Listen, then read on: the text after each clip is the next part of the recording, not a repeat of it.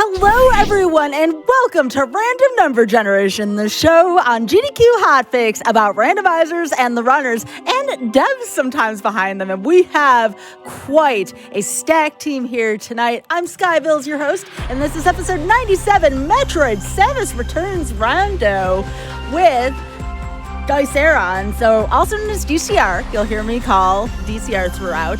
And well, again, we have a stacked cast here. So before we get started on the hype, speaking of hype, we have a few announcements here on behalf of Games Done Quick. Summer Games Done Quick 2024 will be live from Minneapolis, Minnesota, June 30th through July 6th. Visit GamesDoneQuick.com for more info. And GDQ Hotfix here has an event of its own coming up, and we are proud to present its first Asian American and Pacific Islander American Heritage Month celebration. Join us on May 18th and 19th for 2 full days of showcases, speedruns, and celebrating AAPI heritage. Use !AAPI in chat to get more information and how to submit a run. And with that being said, how are y'all doing here? So again, here we do not only have DCR here, and again, we're going to give you the links to follow everyone here. We also have Meepy and we have Dunkathan Salt, also known as Dunk. How are y'all doing? Welcome to the show. Doing great. Hey. So, I have to know, and I'm sure everyone else wants to know, how old is this randomizer? As of today, it just released. Officially. It's about 4 hours old by official metrics. Wow. I think more like 6 hours. Close enough. It came out today. Yes. Most of us, in fact, all 3 of us were contributors to the development. And so we've been engaged with the beta for quite some time, but the stable release happened as of today in Randomania 8.0.0. As like a quick explanation of who did what here in terms of randomizer work, DCR was one of the main project leads who did a lot of the work actually carrying this randomizer forward. I did a lot of the logic database behind it, especially in terms of polishing for the stable release. Dunkathan did a lot of the behind work basically on helping with reverse engineering the formats that is used by the games internally. And then my contributions were largely taken from Metroid Dread, which is also by Mercury Steam, uses the same engine. And otherwise, the main thing I did was bully DCR into actually making this. Yeah. And then we also have Thanatos, who currently sadly isn't present, but he also helped a lot with actually pushing this randomizer forward and developing all the code necessary for it to work. Thanatos came up with a lot of the core features that you'll end up seeing, which is thanks to him a lot, like for everything, honestly. Yeah. So yeah, I guess the first thing you'll notice is that it says randomizer in the title. That is a custom texture. Again, Thanatos figured out how to edit the textures. There was a lot of work that went into that, actually. Yeah. I don't think that pull request ever got merged. Whatever, who cares? But yes, there's a lot to show. What else is important to mention right now? Let's see. I think maybe just get started on the intro. Yeah, that's probably a good idea. That's a lot to cover. All right, so, don't see these files. So you can see the randomizer patcher version on the menu. And then before you start, you get this seed hash, which is mainly for races, but also so you know what seeds what, so it's not confusing. So in this case, it's Gravity Gravit Super, which is pulling items that are words from the game, various places, like menus or whatnot. So without further ado... Actually, one thing that is probably worth mentioning, this randomizer works on both original hardware and emulator. Yes. But DCR here chose to play it on original hardware. Hardware for the win. But yeah, I guess timing does start when I say yes, technically, but we'll also go over the intro because it's part of that. Yeah. So, without further ado, 3, 2, 1, go. Good luck. Have fun. Thanks.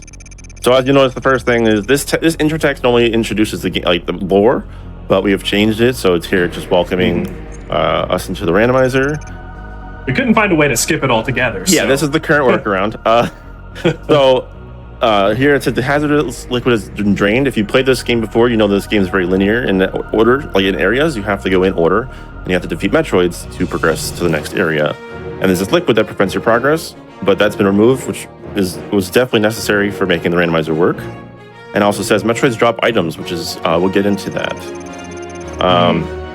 So the original game, you collect DNA and you return it to these things called Chozo seals, and this has been repurposed to now, instead of returning to Chozo seals, you are required to collect them to fight Ridley, which it says here at the end of the game. And you also have to collect the baby, because that's Metroid 2. And then here it just tells you how your DNA is configured. So here, this is the default settings. So it's 10 DNA, and it can be found on Metroids. And this tells you the new change, which is connecting the surface in Area 8. We will get into that, what that means. Chozo seals, as I said, where you return DNA to unlock areas, and now give hints. Again, we'll get on that later in. And revert to Randomania for the rest of the stuff. And these are some other features which I will get into in a bit once we start. And good luck. Have fun as if you want. We're gonna have fun here, all right? Okay, so the starter preset, which is a beginner trickless preset, starts you at the landing site at the ship. As you'll notice, my HUD looks a little strange. Well, slightly strange. The colors. That is a cosmetic feature that was added, which changes some HUD elements. And also, we have custom room names for every room in the game, thanks to Meepy and I. Just painstakingly. Yeah, we basically had to go through each and every room and then come up with some name for the room, because, as you probably guessed, Samus Returns does not actually have good human-readable names of its rooms. And for hint purposes, as we'll see later, those names can be incredibly helpful, among other things. Yeah. Something that you're also already seeing is that this year actually starts with scan pulse. Oh yeah, so Scan Pulse, if you're not familiar, is an item that you get really early on, which when you use it, it reveals nearby the map around Samus, and also reveals breakable blocks like that. Great beginner tool. It's included in the preset for quality of life. Accessibility purposes, basically. Also, if you start the ship, Morph Ball is the first item you'll always get because of the Morph Ball tunnel. But yes. Yeah. And might be worth mentioning, this game's a little bit different from some other Metroid games in ways that we'll find out more. So if you're ever confused by stuff, we'll be sure to point out some of the bigger things as they happen. So I wanted to point out there, a funny little thing about how Randomania works is it doesn't like point no return, so locations that once you leave, you can't come back without certain things. That item I just got before, the high jump boots, is pretty much either going to be the high jump boots or spider ball, because coming back up requires stuff. So it's a running joke. It's like, also, this is the first hint. Chozo seals now, they give item hints, and they give just the region. So here we know that Charge Beam is in Area 1, which is good to know. Charge Beam is typically pretty early, I imagine, yeah? Not necessarily, not really, no. Because one thing that the Vando actually did is, A, remove a lot of the soft blocks, like here. Usually this chamber thingy tongue would prevent you from going back out, or these blocks would usually be crumble blocks. But something that also is affected by this is that most of the doors have been changed to normal doors instead of being charge beam doors. The charge beam actually now only locks a few separate areas. Also, it's worth noting that I did a wall jump up here. Wall jumps are not in the beginner logic, even though they are easy to do for the most part, because you're not required to do them for any item in the game. So, yeah, Randomania, for anyone unfamiliar, has very highly quantized trick logic. Yes. There are many different trick categories that can each be set to a difficulty level between beginner, intermediate, advanced, and expert. Or hyper mode, but if you're a person, you don't do that. So it's intensely customizable. We tend to err on the side of caution when it comes to the trickless settings, so even some things that are normally expected by the game in a vanilla playthrough may not necessarily be in a trickless preset. Yeah, this is just basically so that the starter preset without any tricks is basically able to be completable by anyone. So here's our first instance of what the intro was talking about. Or now that Metroid, I killed it, and it gave me power bombs or power bomb tank. I can't use them yet. Normally, all Metroids give DNA, but that has been changed and is one of the biggest important changes of the randomizer. Speaking of Metroids and DNA, if you look on the bottom of the second screen, there is a bunch of numbers. The first number is the total amount of DNA that you have currently in your inventory. To beat the game, you have to collect all 39 DNA, but you can configure how much you need to actually collect physically. And so you just start with the difference of the total versus how much you need to collect. So in this case, I need to collect 10. The middle is the amount of DNA in this specific area. So surprisingly, actually 0. Usually this alpha has the DNA, but not always. And the last number is the number of Metroids in the game left, minus the larvas. And this is also another thing where Randomizer is just highly customizable. By default, DNA can only be placed on Metroids. But if you just want to push the randomizer a bit further, you can set it up so that DNA also gets randomized onto boss locations, or just completely flat out anywhere. Yeah, if you really want a long seed, you can shuffle all 39 DNA across every location in the game, of which there are, what, 211? Yep. Yes. The biggest Metroid rando to date. So we have our first question from the chat, by the way, and this will be to all three of you. What is your favorite boss fight in this game, and does the randomizer influence that? I will add to that question. So a very it's a good question. The interesting thing is this game doesn't have many bosses. It has 4. Well, 4. Well, if you count Metroid's technically. Oh, power bombs. My answer was going to be Omegas. I love Omegas are probably, the best Metroid.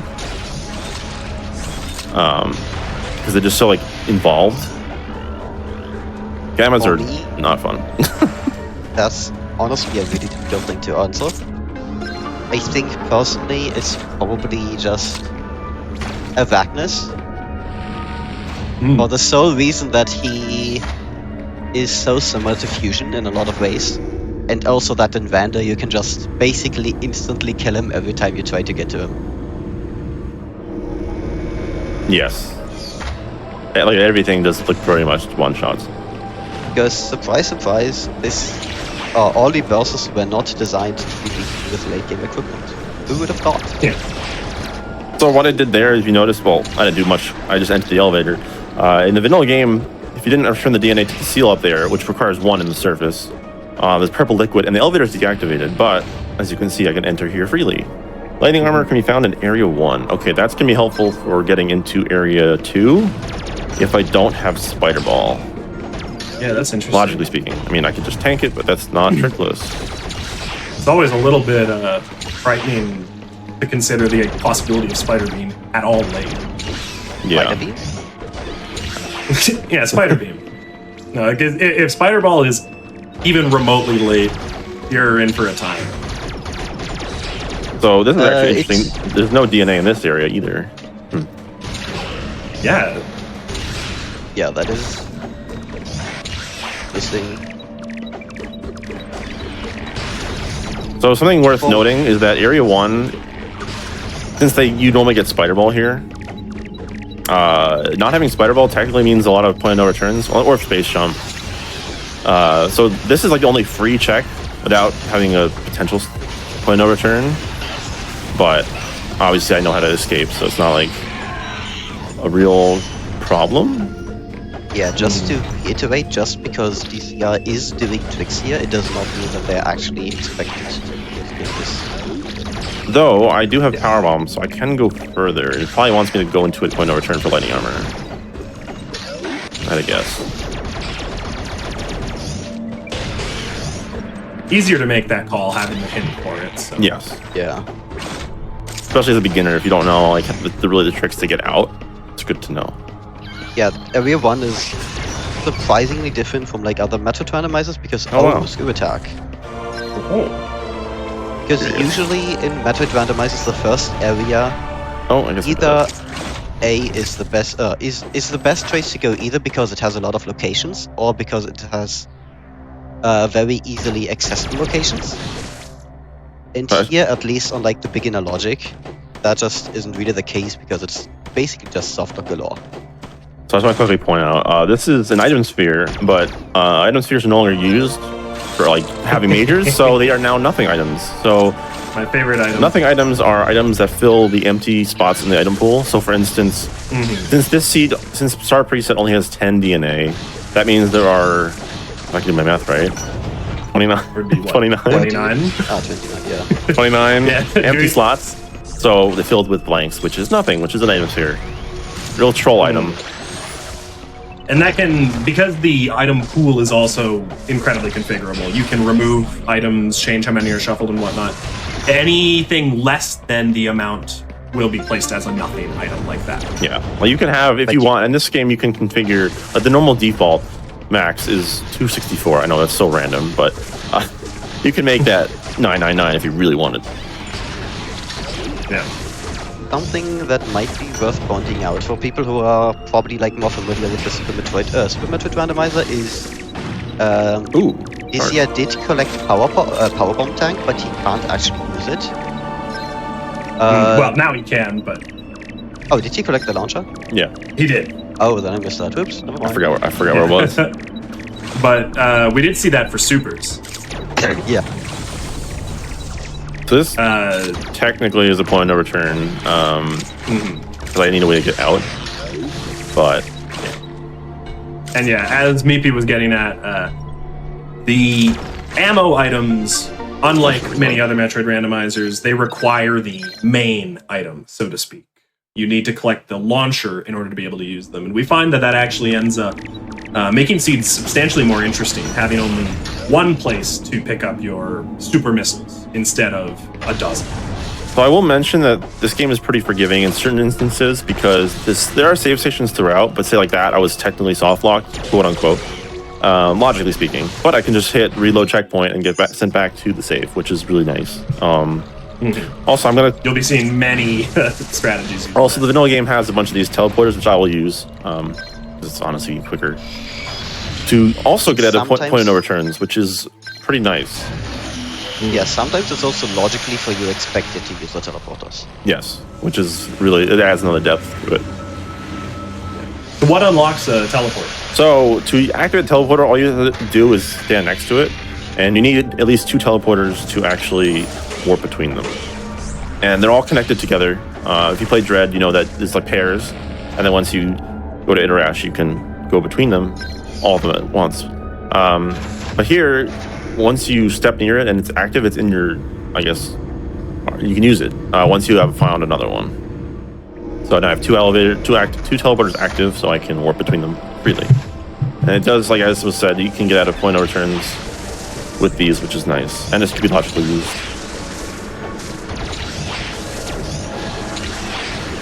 I think with charge even tall, I need to go to. Actually, I do have another. Oh, I probably should have checked it. I had another Metroid I could have done. Did we see lightning armor yet? No. Oh, actually, that's. You know what? Well, we're making a trip back. That's actually use my big brain. I did save. Oh. I did save. I hope you should. I really hope you did. Come on, Dunk.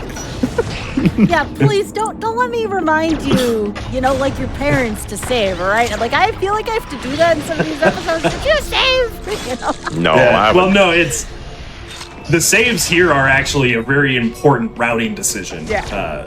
Sometimes skipping a save is pretty critical if you intend to warp back to a previous one because we are unafraid of dangerous actions in Randomania. We're the only randomizer I'm aware of that lets you do things like that, and so managing your saves is very important.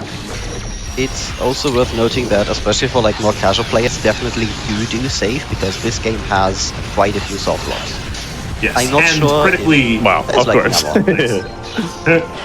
Critically, you can warp to the start from a save station. So if you save in a place that you would be soft locked, and you use the warp to start feature at a save station, it will get you out of that soft lock. So here is our first DNA seal. So the seals you saw at the beginning of each area that gave me hints, those are the vanilla seals. They've been just changed to give item hints. These are DNA seals. They've been customly placed throughout each area.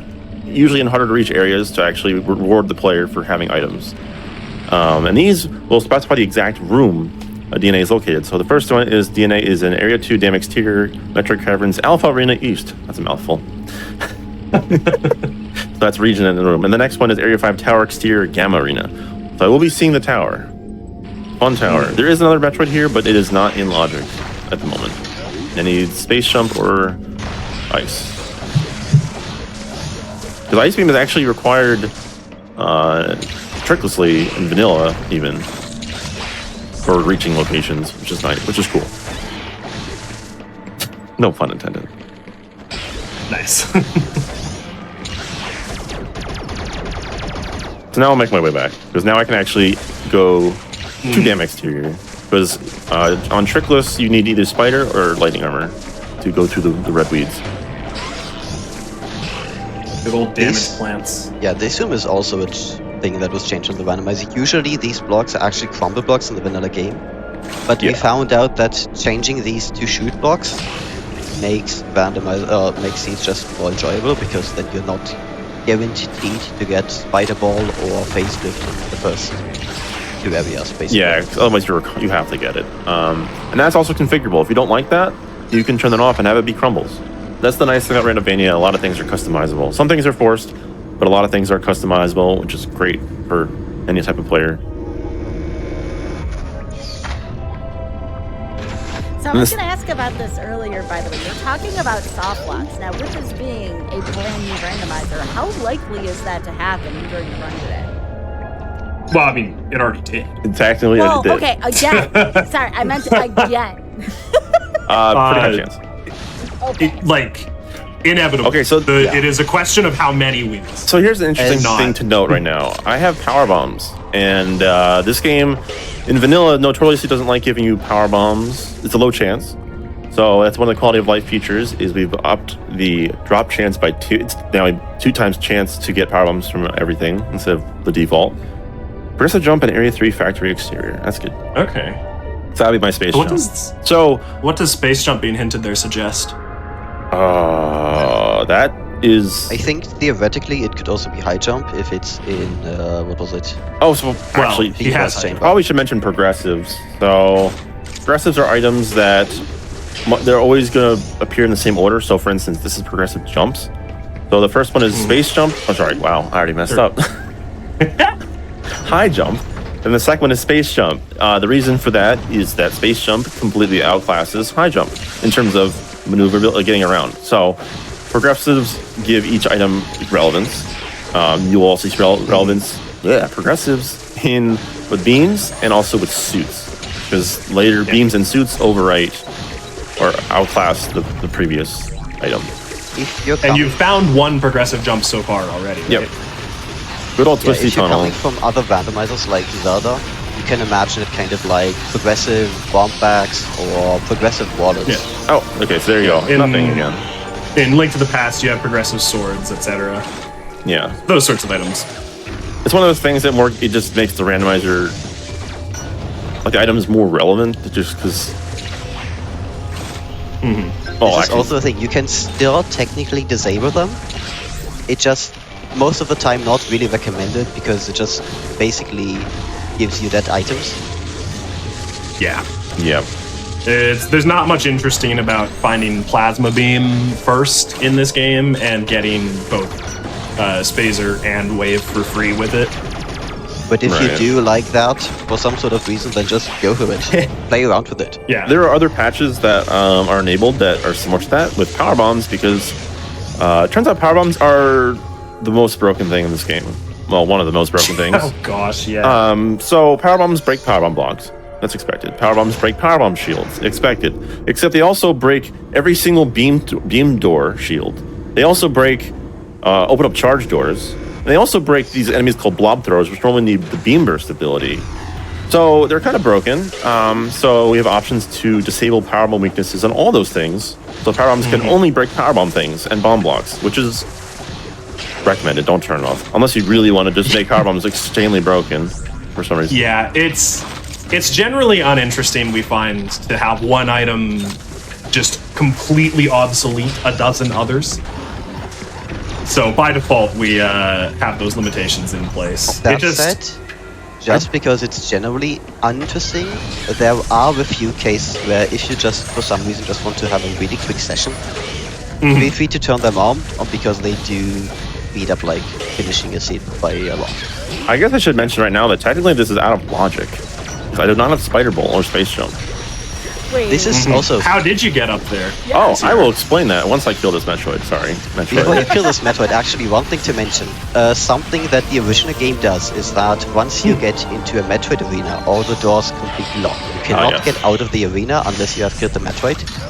In order to prevent soft locks, we just completely disabled the ability, so if you just run out of missiles and you cannot kill the Metroid, you can just leave and refill your ammo. So yeah, good point by Dunk. What am I doing? Why am I here? So normally, if you're familiar with the wall jump, you jump towards the wall and then spin jump and then press jump when you're at the wall, and you'll Samus wall jump away like this. I did something called a single wall jump where I interrupt that by shooting and also letting go of the circle pad. So if I do the same thing, I jump at the wall and then jump and then shoot and let go of the circle pad. Samus will just kind of go up in the air like that. And then I can initiate a respin and then hold left and respin. And infinitely wall jump, just like other 2D games, some other 2D games.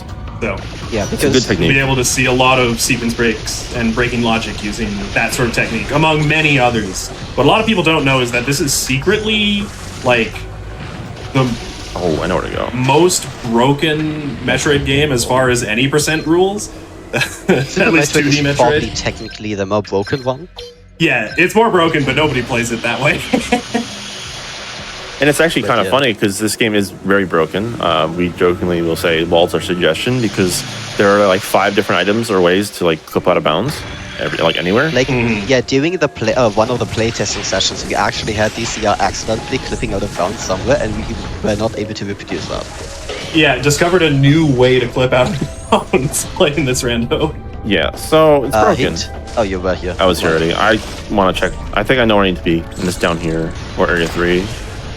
I will not get that because I'm not interested. So this rando, unlike some other Metroid randos, actually is really nice to have missiles. As I skip all the missiles. Yeah, finding the ammo just for fighting the Metroids. Yeah, there's a lot of Metroids, and logically you need a bunch for trickless anyway. But it's just good to have for combat. And they're not, like... There's gonna be a lot of them. There's 80 missile tanks in the game, so you'll run into them. And combat in this game is weirdly unforgiving. It is, but something that definitely helps is missiles, and I didn't realize it at first when I was playing this casually. Like, usually the game tries to really hunt you into the direction of just countering every enemy. But most of the time you can either just use lightning armor and get across, or just shoot missiles at them until they die. Oh. So that means space jump is the logical requirement to get into Area 2. Because Space Spider Ball is in Area 2. That is cool. So I did get a hint though, it was an exterior, so it has to be, I think, one of 2 items. And it's not this one. I'm just checking anyway for knowledge sake. Yeah. That's a super missile tank. Sure, we'll go this way. How can you tell the difference between a super missile tank and a super missile launcher? Good question. So tanks, the missile tanks, super missile tanks, etc., power bomb tanks, all have... Oh, that didn't happen. Hold on. Nice. So they all have a gray bottom, but that's not the key that gives it away. You see that glow. They all have this yellow glow that's very obvious. And then also, they don't really animate that much. They just bob up and down. Whereas the actual upgrades are sitting on these green pedestals. And they also have a little different model, and they rotate. But the super missile, specifically, is a vertical missile, whereas the tank is... Actually, the tank models for supers, missiles, and power bombs is actually the texture used, or model, whatever I think it's texture, used for when you actually fire the item. It's just enlarged, which is kind of funny. Oh, there it is. I called it. Yep. So that is our space jump. Nice and blue in this game. And that is it for Area 3, until we get Beam Burst. Area 3 is very locked and trickless. You know what you can actually do, and what would be a really nice showcase? You can put a pin onto Area 2 Interior to not forget that there's... Oh yeah, I also do that for hints or DNA. So like, let's do that. So let's do that. You go to Area 2. You'll get there. So Area 2, I know it's in the exterior somewhere. I don't know where, but say if I found it. But I can also just hit this button. And then I have a selection of 10 pins I can use. And I will put it in yellow. I'll put it right here. Just that's my marker saying it's somewhere in this area, not necessarily there. But it is in that area. And we saw where 2 DNA are, right? Yeah. Also, Area 3 also has 2 DNA, worth noting. Yeah. That is not a randomizer change. That feature is in vanilla. You are able to just put pins on your map, which is really convenient. So I personally use them for if I see a DNA and I can't access it right now, I will mark it in the general tile because the tile generally won't be visible because you have to actually visit the tile it's on. But I will just stick the marker on it and I will color code it red. I'll pick the red marker for DNA. And if I see a major item, I usually put blue or something that's different. Same deal. It's also good for hints. If you get a hint and don't want to write it down, you can just mark it on the map in the rough area, and then there you go. And with 200 item locations in this game, it's very worthwhile to have the tools to organize stuff. Yeah. You also have plenty of pins that you can usually use. I think it's like 25-ish. It's 10. I think it's 10 total. But it's still a good amount to work with. So here's an example right now. I'm going to use the teleporter to quickly get back. So good thing my sequence broke. I was going to mention something. I don't remember what it was. There's been a lot. Oh, a lot of checks. See, this game has 211 checks, which is kind of an issue sometimes because there are 200. Sorry, there are only 10 E-tanks in the game. So it's a low chance of finding anything, I guess. But you can always change that with Randomizer. You can place more E-tanks, although with the restrictions of the patcher currently, that will still cap out at 10, but you can still find more early if you wanted. Yeah. Not that you really need E-tanks right now, given you have lightning armor. Yeah, lightning armor is a good replacement, which is nice. Not like full-on replacement, but it's temporarily... It goes a long way. Yes. So I'm just checking my rounds. There's not a lot of interesting things here. We have 2 checks here. We have 2 Metroids that we can access, and one of them might have my spider. But then again, actually, there's the other Metroid in the outside, which I did not go for. And there's the one lone check on the wall, which like never has progression. Well, now Unless. it will, you know? Yeah. Is it possible for that to have spider? Oh, yeah. Oh, there's the thing. Hey, so there's my HUD thing as well, cosmetic. They're very deep purple. Normally they are a pinkish magenta. Very pretty. Yeah, you can basically... There are cosmetic options where you can just set them to any color you like. Also, I forgot to show off the free aim stuff. So the free aim normally is red, or no, orange, and then it's red when it locks on. So here it's a nice aqua teal blue color. Yeah, I keep thinking you're aiming a dread grapple. And then if I aim at it, it's yellow. And also grapple has its own colors, which if I ever get grapple... Wait, if. I mean, I probably will. Oh, DNA. There's our first DNA of the seed. Yeah, that was the one that was hinted. Yeah, I think we knew that. I actually forgot. So I'm gonna lie. So I have a question for y'all again, because y'all said that you've worked on this randomizer. What are you planning for the future that you would like to share? You don't have to share everything here, but what are your hopes for this randomizer?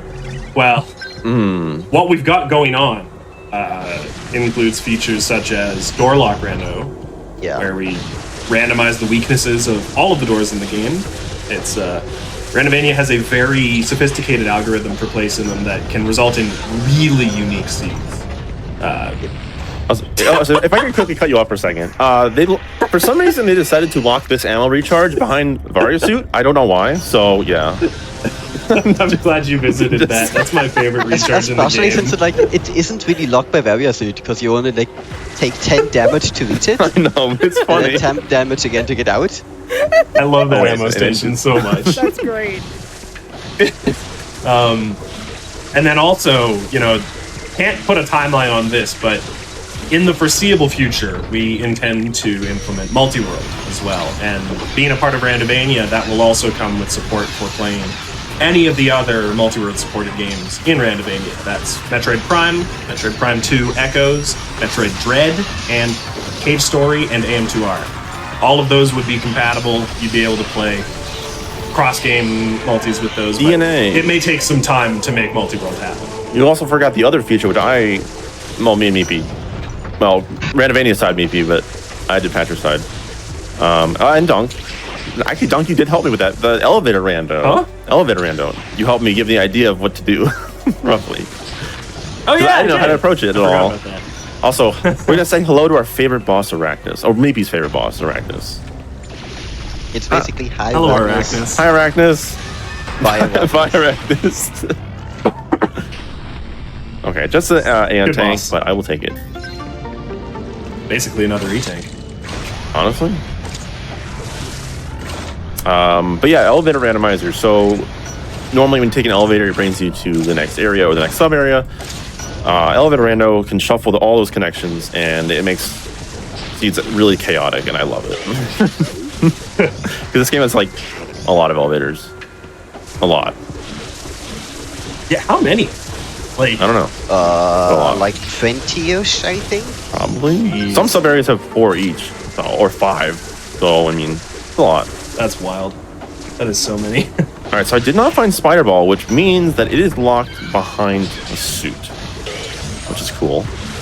But since I have Screw Attack and I have Wave Beam, I'm actually going to dive into Interior. Actually, I lied. Interior has Spider Ball. I forgot my hint. But yeah, Interior Speaking of is going to have items. Yeah. Speaking of things being locked by suits, is that locked by something that is a real heat zone? Oh. Or one that we've had to add? So yeah, Dunk brings up a good point. So heat zones that you see in Area 1 and 2 are real heat zones because you don't have the various suit at that point, and they want you to stay away. Even the one that had the ammo station, that's a real one. But any heat zone that is past Area 2, so Area 3 and up, Area 3 through 3, 4, and 5. Ooh, grapple. Hello. They have heat zones, except they're not actually heat zones. They are just there to give the illusion. You don't actually take heat damage. But for randomizer's sake and to keep various suit being useful, we have made all of them heated, and which is a great change. Also, that's grapple beam, which will be useful in progressing past Area 5. Not 4, maybe. Grapple beam's very cool in this game. I think I saw Spider Ball. Oh, there's Spider Ball. Yeah. Nothing. Let's go. Also, this shortcut is really good. I like the Screw Attack shortcut. But now we've got move. We can go anywhere. That actually gives logical access into Area 4. We can't quite go anywhere. We still don't have bombs, and bombs are surprisingly useful Right now, because of a thing that we'll probably mention later. we can do stuff right now, but yeah, we can still get to like Area 4 and 5 without bombs. It's Yeah, just, we can reach most areas basically now. Oh, here's also another really nice change that the randomizer did. If you've played the original, you're probably very much aware that gamers like to flee if they're low on HP. The not here, randomizer- but yes. Yeah, not here, but it's a lot of Area the 3 areas. and Area 3 and 4, they do that. The randomizer basically just completely removed that. So gamers will never flee from you. That's partly because it would be a nightmare to handle the logic for them running. Yeah, that and also just And it's a quality of partly life. because it's really annoying, yeah. Now, if you know what you're doing and you have the right equipment, you can one-shot them or make them not leave. But that's shouldn't be a requirement for the I don't know. It doesn't really fit into the randomizer. It doesn't add anything. It would just be a mess to deal with. It doesn't add anything to the randomizer. Whimsical water.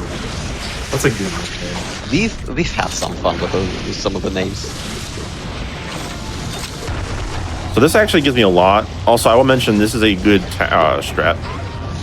If you have Wave Beam and you have access to Hive Jump Chamber, I recommend any Lightning Armor. Go this way first because you can actually see the 2 items behind High Jump, like the one that you can't access from this level and the one you can access.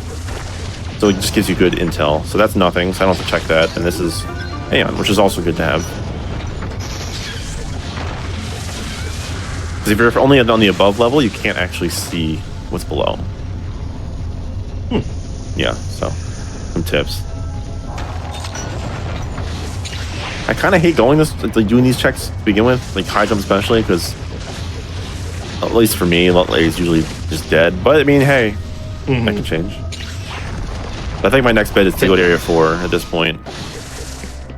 It's always such a randomizer thing where you just have checks that are usually never progression, and so you just start not checking them, and then suddenly on one seat they have progression, and you just now suddenly check them every time. I won't forget that. Yeah, I mean, that seed that Mazier posted a bit ago during the beta testing phase. Looking out, I probably spent hours looking for screw attack, only to find out it was vanilla. That's lovely. You know, when I played the OG Metroid 2, I didn't check the vanilla high jump room either, so I get. Oh, that's pain. Feeling that one, bro. That one is pain. Yeah. So what's up?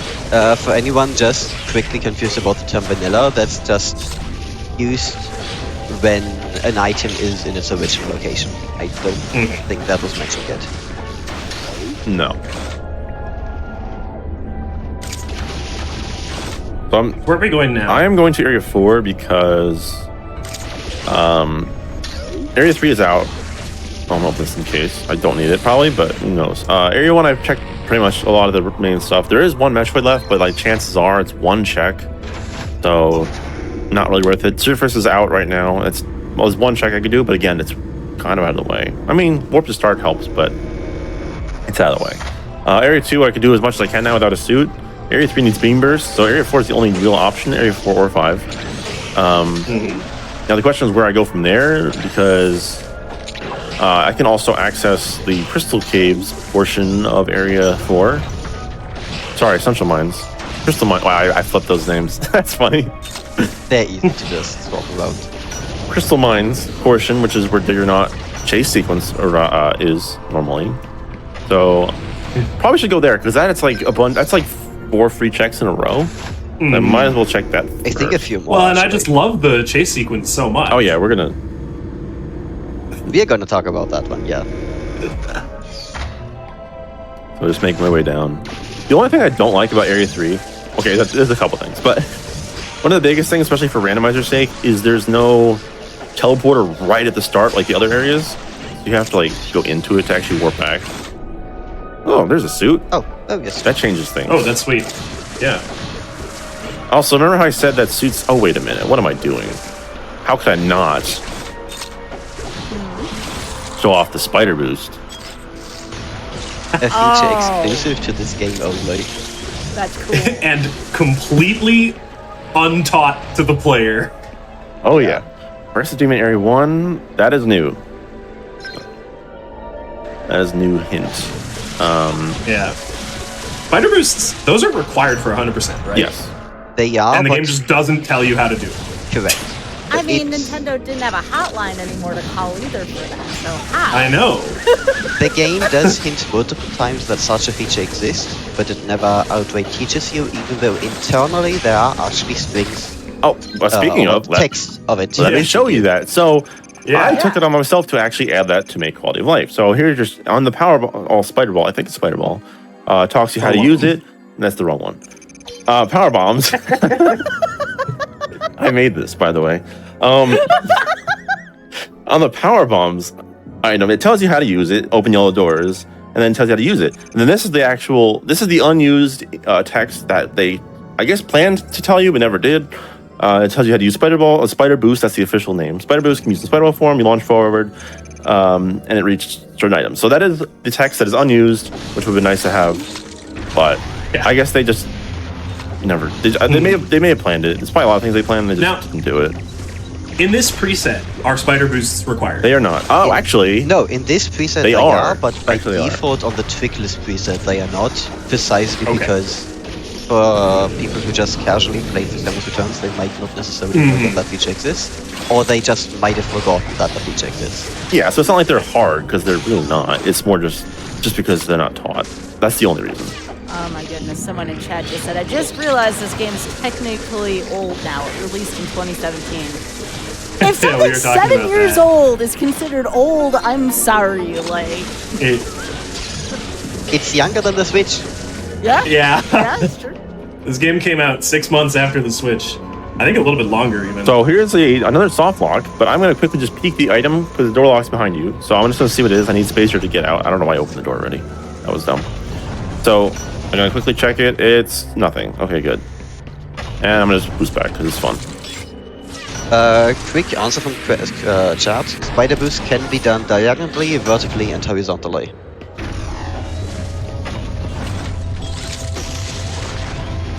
I know you could do it diagonal. A lot of Yeah, if you spider boost while spidering on a slope, you launch diagonally. Oh, okay. like that. Like that. Also, say hello to. Well, it's gone. Goodbye. The auto is so annoying. Everyone loves that thing. It just randomly, it just follows you around and then just takes away your Aeon. It's like a res bit, except worse. Because it actually hurts those annoying things. Well, your res bits are annoying too. But anyway. So Area 4 is interesting. It and Area 6 both have 2 Chozo Seal hints, or Chozo Seals. So there are 2 item hints. They're kind of up for grabs. Don't die. In Area 6's case, they are not right next to each other, so you actually have to go work for it. But in this case, if you can access the first, you can access the second. So. I think you were trying to spider boost in the wrong direction. Why are Instant Morph so hard when it's 4 tiles? You know what? Spider boost up. 2 feet. Alright, I love it. Also for anyone unaware, but I'm pretty sure the game teaches you that. If you tap onto the bottom screen, you just instantly morph. I believe it does. Maybe. Yeah, I Pretty think sure it it does. tells I'm you. pretty sure it does. Let's confirm. I don't know if we'll say it here, or else actually I might say it in the. Yeah, tap the map. Yeah, tap the map screen. Yep. There you go.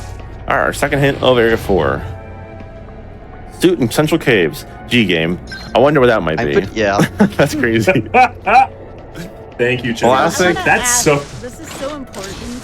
What level of familiarity must somebody have in order to play this randomizer, especially with it being brand new, right? It's always important to know, like, what is the entrance level for something like this, and what are the different levels of difficulty that one could choose when playing this randomizer? You definitely want to have at least finished the game. Yes. Yeah. You don't need to be like me. You can't theoretically play this with having dread beforehand or even completely blind because of the existence of starting with scan pulls. I wouldn't recommend But it, but you can do it. Yeah. don't. Just play the game once beforehand. All right, so this is You don't even really need to 100% it No, before. Just definitely don't. play it. especially since 100%ing is not part of the trick list anyway. Like that, those locations are not the obscure ones. Also, here's the Dyceron chase sequence. Sorry, I had to say that out loud. All good. Yeah.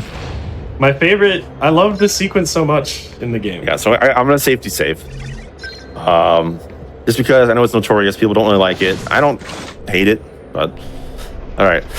And wait, where's the sequence? I don't think we've tested this. Maybe. Call that digger not. Well, that might be a bug. All right.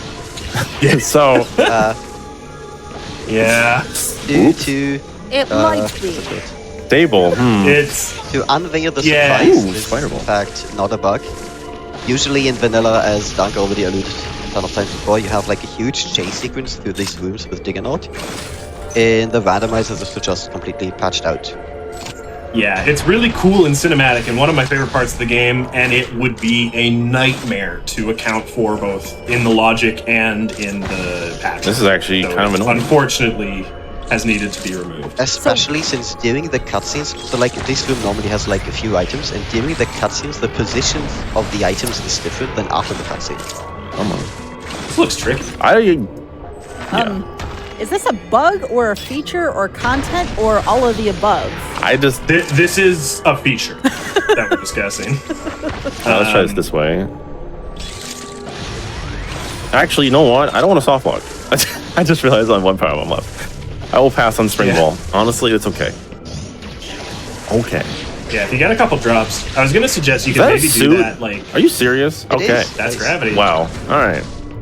I was gonna suggest you could maybe do that the way that we do some of the powerbomb only strats in Dread, where you destroy the the shot block first, Yeah. and then lay the PB before it reforms.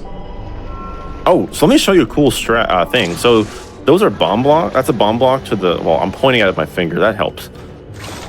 Right here to my right is a bomb block. Below me and above me is missiles. However, there's a thing you can do which is not it's a trick. You can actually shoot through walls. As you Yeah. can see, this game was programmed very well.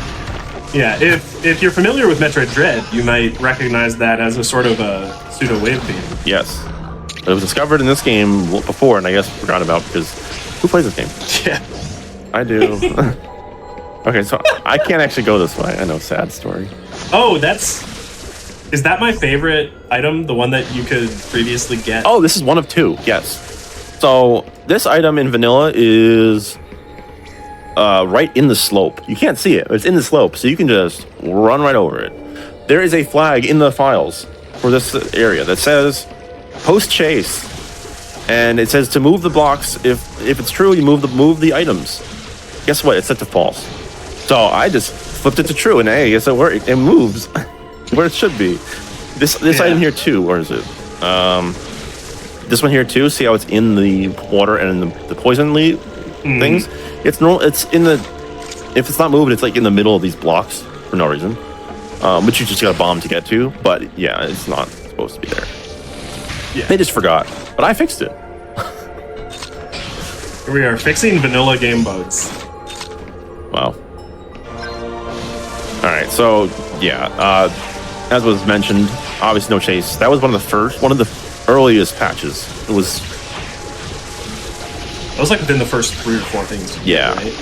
Because at the beginning we didn't have support for actor changes. Like. Yeah, we couldn't do fancy things like changing the items yet. So I just stuck to cutscene. You know, I don't have the baby. Why am I? I'm waiting for the baby to show up. Wow, I'm going great. You're too used to getting the baby too early. I know. Yeah, this is actually pretty late. Also, I swear not having I the have baby played so this game far. before. It's not like I have over 900 hours. It's okay. Yeah, DCL speedruns this game professionally, I did forget gravity. Wow.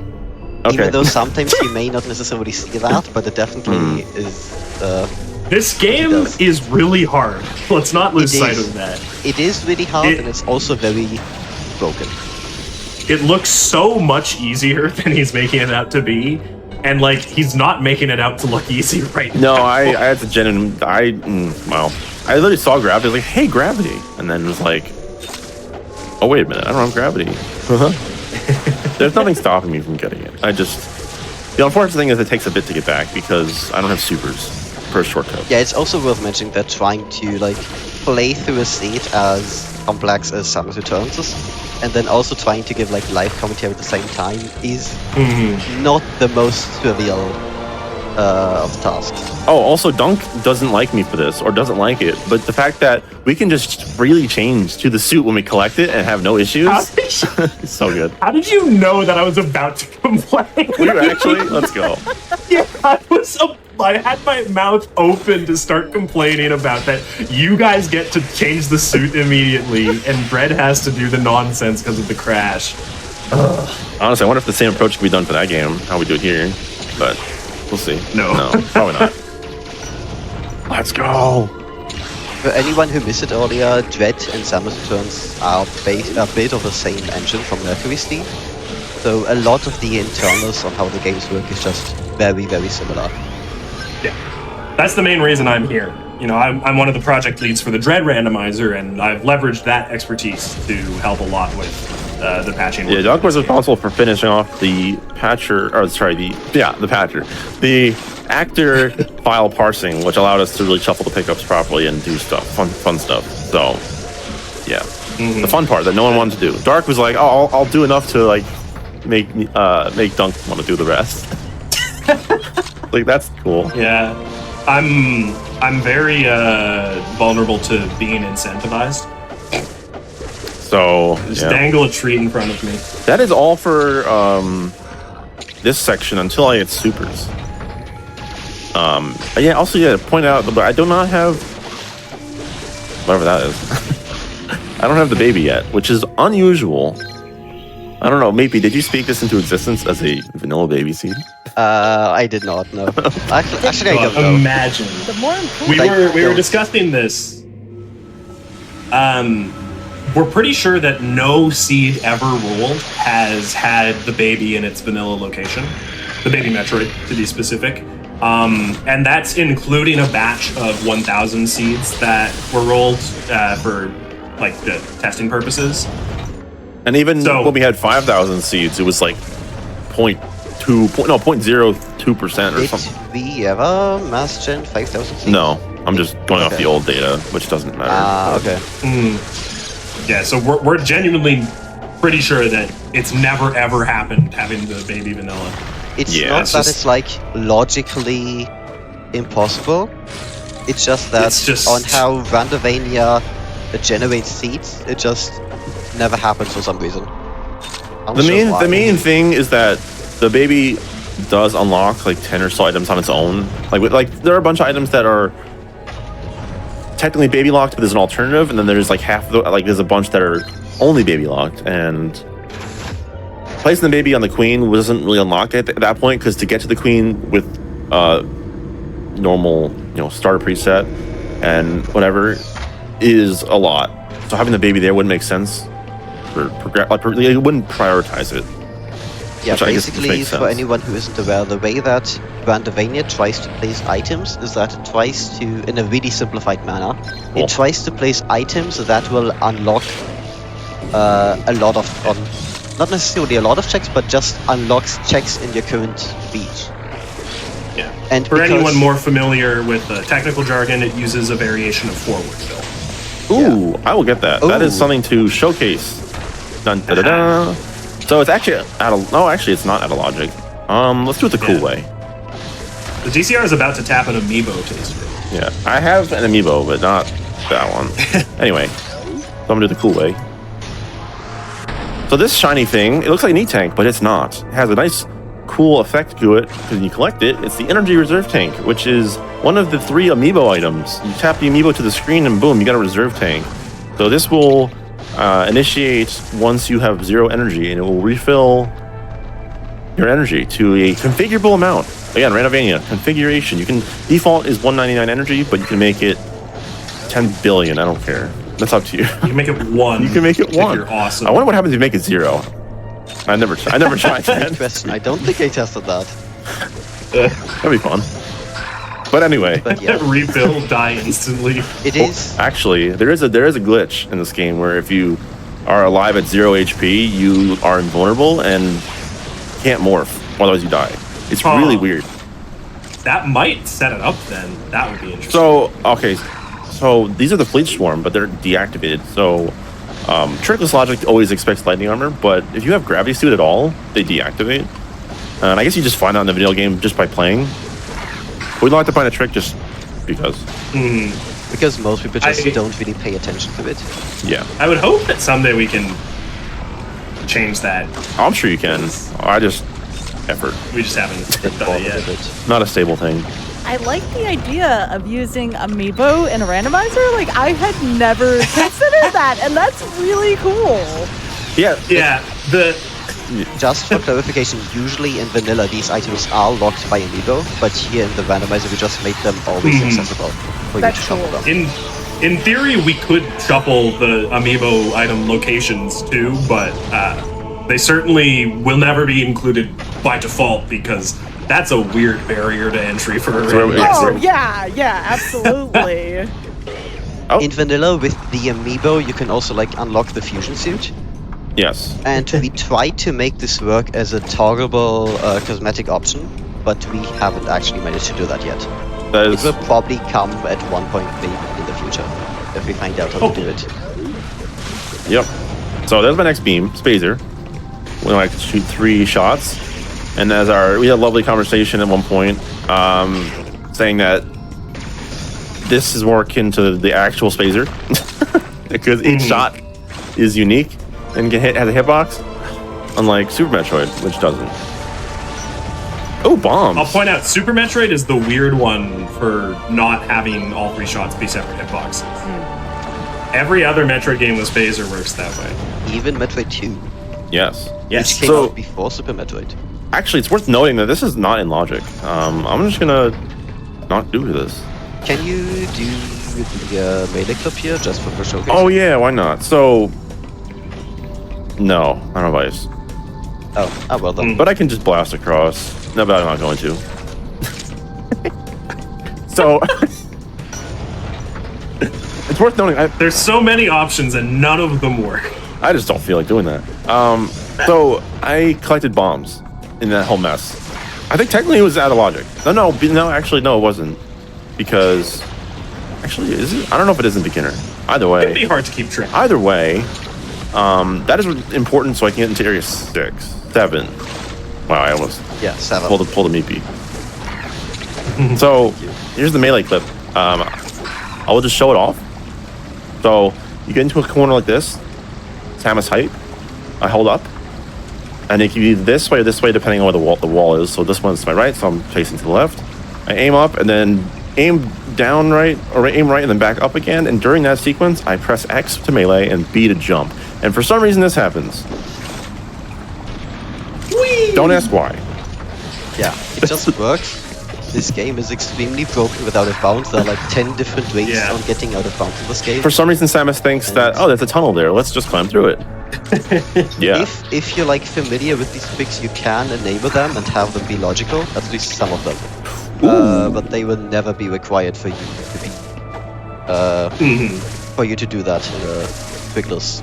Okay, so it's worth noting that I logically cannot go to area 6 because I need supers to move the grapple block. So I will showcase warp to start. You press X, you cancel a save by pressing B, and then it asks you to warp to start. You say yes, and you're done. This will send you back to your starting location. And it was a super easy addition. Randomizer supports is that, like, this is specifically warp to start, not warp to landing site, because you can make or configure the randomizer to start in a random location. So you could, for example, start in like area 5.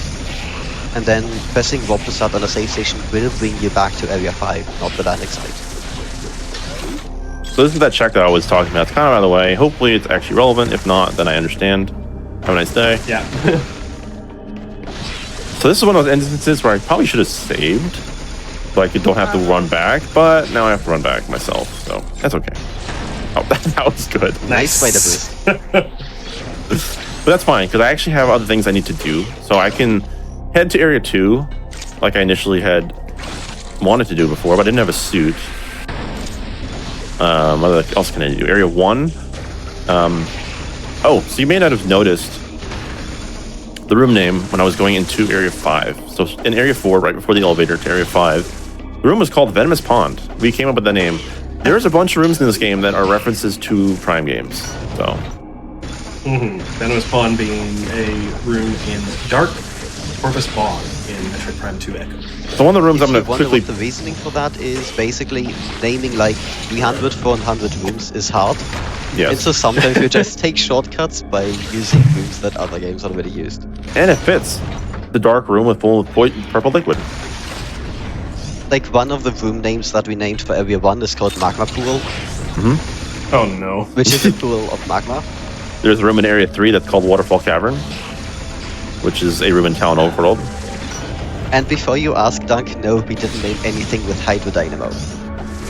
Good. Yeah, good. There are too many Dynamo rooms. What? Did I see that right? So you had mentioned about genning a ton of seeds to test. Was the seed you used today vetted? And there's no right or wrong answer for this. This is sheer curiosity. Yes, it was. We've contacted Major Azulite, who also helped with beta testing a lot.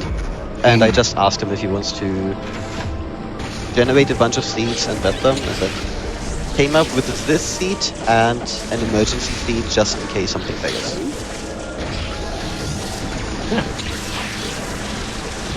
Yeah, we're fortunate to have a pretty lively community of contributors and beta testers, so they're often able to help out vet seeds for marathon and showcase purposes. So here's another thing I was going to show with the melee clip that I just showed off, that weird trick, which is not in trick list, by the way. It's not required unless you turn it on. This bridge that was talking about that has, well, I broke it, but if you don't have that option on, it's crumbles. You can also bypass it by just doing a melee clip. Fun fact. Anyway. Some people say walls in this game are only a suggestion. Yep. So you can clip out of bounds. But speaking of methods, you can clip out of bounds in this game with just melee and morph ball. You can clip out of bounds with morph ball and spider. You can clip out of bounds with ice beam. You can clip out of bounds with morph ball and phase drift. You can just clip out of bounds by jumping into a corner. Yeah. Jumping into a corner or getting crushed will also force Samus out of bounds. And that is one of the reasons why Dread has an out of bounds kill plane, or whenever you go out of bounds, you die. Because this game is like, no walls. So another question I have, and again, I love having devs on, so don't mind me. I just love picking your minds about this. What is the greatest challenge while developing a randomizer? Reverse engineering, for sure. Figuring out the formats that devs do. That's one of them. Yeah, you're going to get a different answer from all three of us. Yeah, from my side, it's either reverse engineering or the logic database. The logic database, not necessarily because it's hard, but because it's tedious. It's like really easy to do in theory, but you have to go through every room, connect every door to each other, maybe other points of interest, and it just takes a long while, especially with something like Samus Returns, where you have like 10 different out of bounds methods, and then also 10 different ways to gain height, and then also some other dumb, idiotic ways you can use. Actually, I'm gonna change my answer a little bit. Just knowing what you're supposed to do, period. That's the hard part. Yeah, see, my answer is completely different. I think all of that is really easy in comparison to having somebody who cares about the game enough to make the randomizer in the first place. That is the hardest problem to solve. Everything else you can teach, you can learn. You cannot teach somebody to love a game enough to make a random for it. Boy, am I glad that Thanatos was just finishing up working on Dread stuff, and I was like interested. I'm gonna do Samus Returns too, because this is fun. Oh boy, that was. It's really interesting in a way from the development side, because I think development started in like what, August 2023. I want to say. 22. Oh, 22.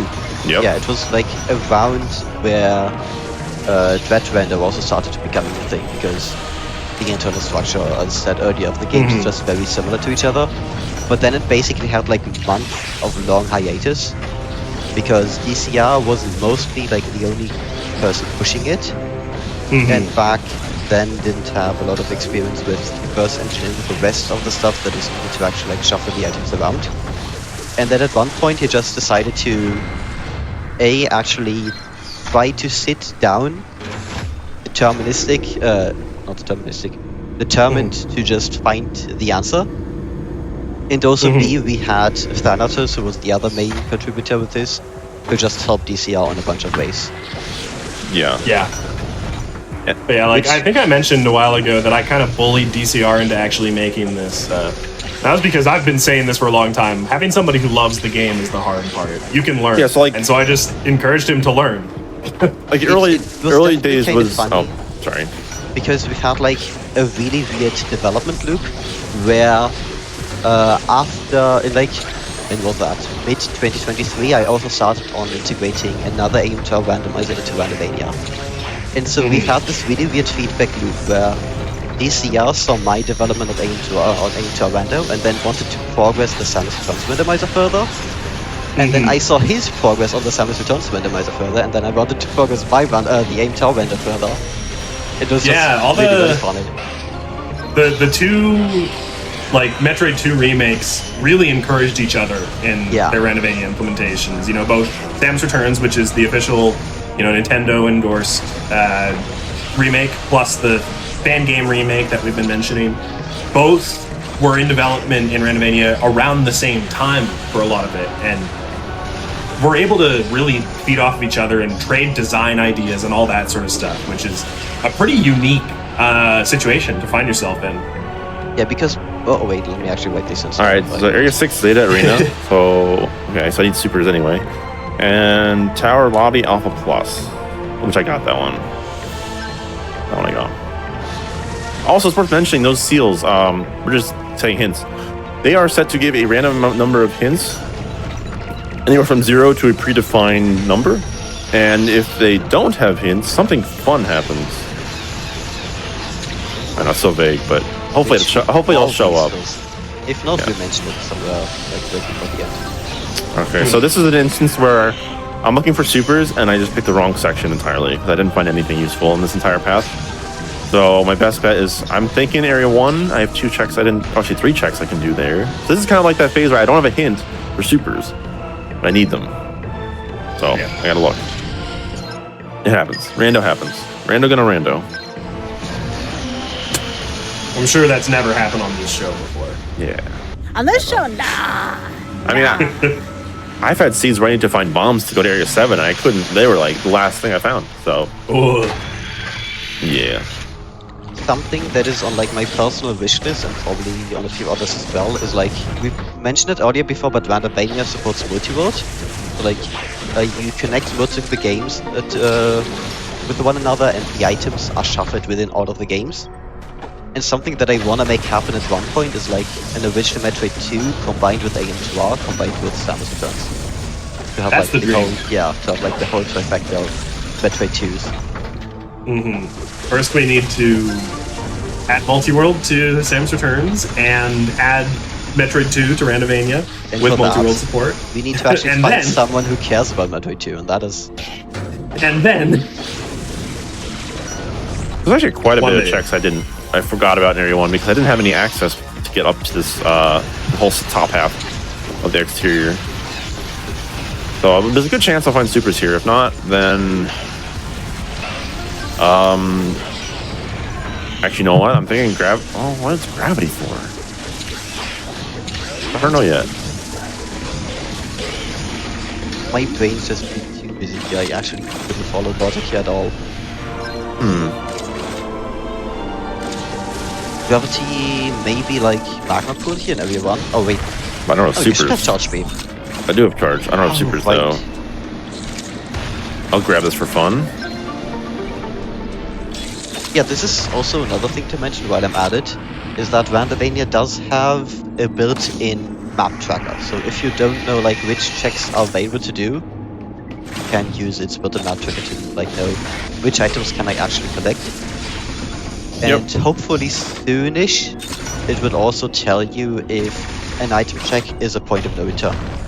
Point of no return being you can go there, but you cannot go back. AKA, it's not necessarily a soft lock, but it could maybe be one. Also, I'm still using power bombs for everything when I have bombs. I just don't remember. Also, melee clip can be used here to bypass climbing up, which is cool. So I'm trying to think, in my backup plan right now, if this doesn't have it, I am going to area 4. Oh, I do have spacers, so area 4, I do have some more checks I can do in Crystal Caves now. Sorry, Essential Caves. Names are hard. Names are very hard. Custom names, by the way. That's not an official name, it's just a descriptor of the area, which just works well. I mean, I think it's a perfect name. Tells you everything you need to know. Okay, I keep finding this game is taunting me. I keep finding super tanks, but no supers. So by the time I get supers, I'll have like 25. I'm seeing the question chat on whether there are places that you cannot go back to with the return to start feature. It depends on how you define can't go back. Like, you can go into a place where you softlock and then you need to reload from save or reload from checkpoint. But if you are able to save at a location, then you are always guaranteed to return to start and not softlock at that save station. Yeah, all save stations can be returned to start from. I remember I got a hint for I got a hint for that. I just checked the hints. I remember that I got that. So Nice. that opens up a check in surface, which I know is annoying to go back to again, but well, actually it's not annoying. But when that's the baby, it'll be all What am I worth it. talking about? Annoying? Come on. I literally can just fly across the room. So that's also another thing. If you want, so the default vanilla power bombs give you 5. Honestly, if you want to have a lot of fun, have them give 99. Then you can just launch yourself everywhere. Spider. Highly recommended. No. Also, just increasing a little bit by default is good because if you don't, especially if you don't have bombs, having the extra power bombs is going to make getting around a little bit less annoying. Yeah, Especially 5 if sounds like a lot at first until it's your only way to break bomb blocks. And there's a lot of bomb blocks. So.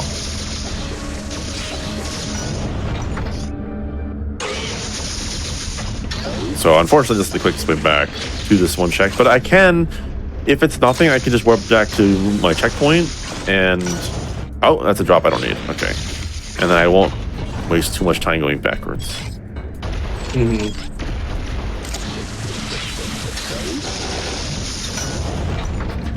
Like that. Nice. Little tank. So my best guess right now is area 4 because there's a couple modes of spacer door. Actually, wait, that could be the gravity requirement.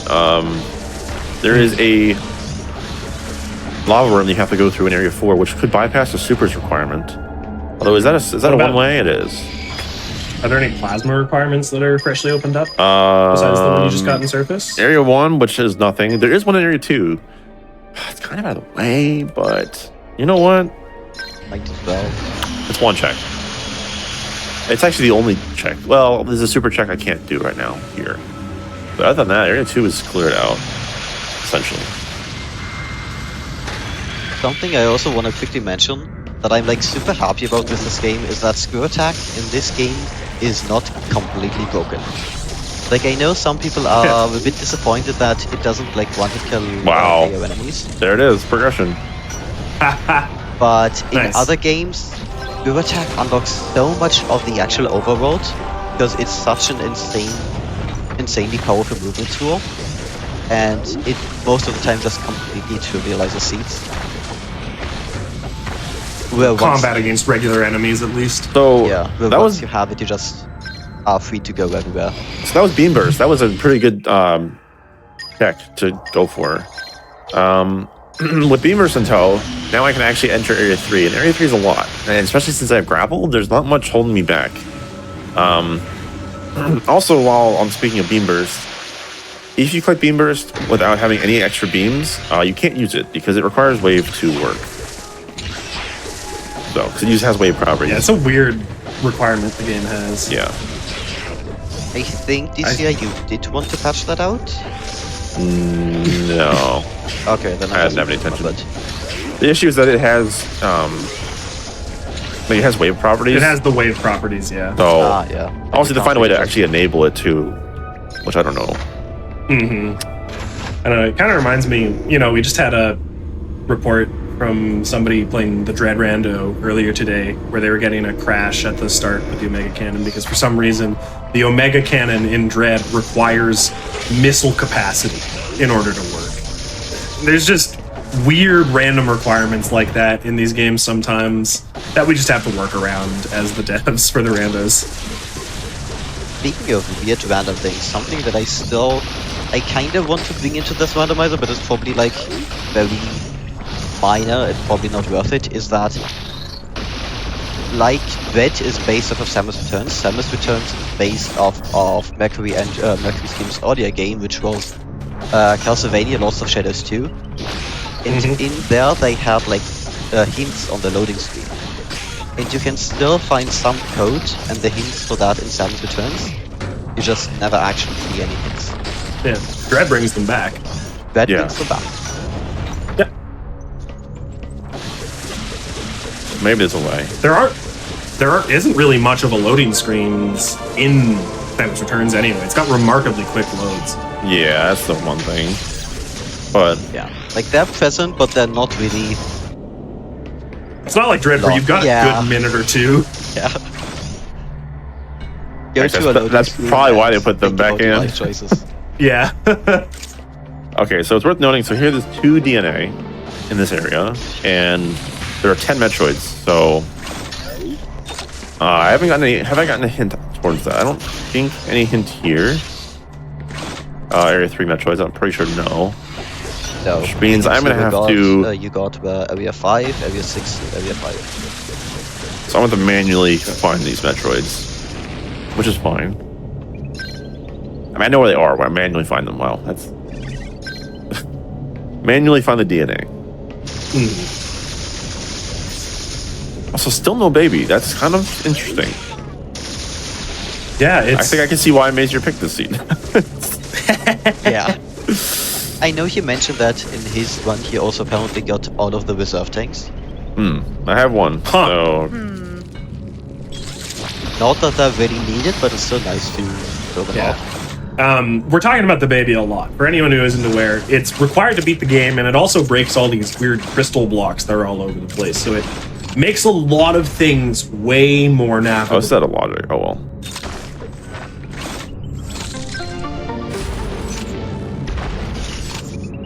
It has one big feature which we'll eventually get to, which is a randomizer thing, which, again, if I find the baby, I'll show it off immediately, because that's really important.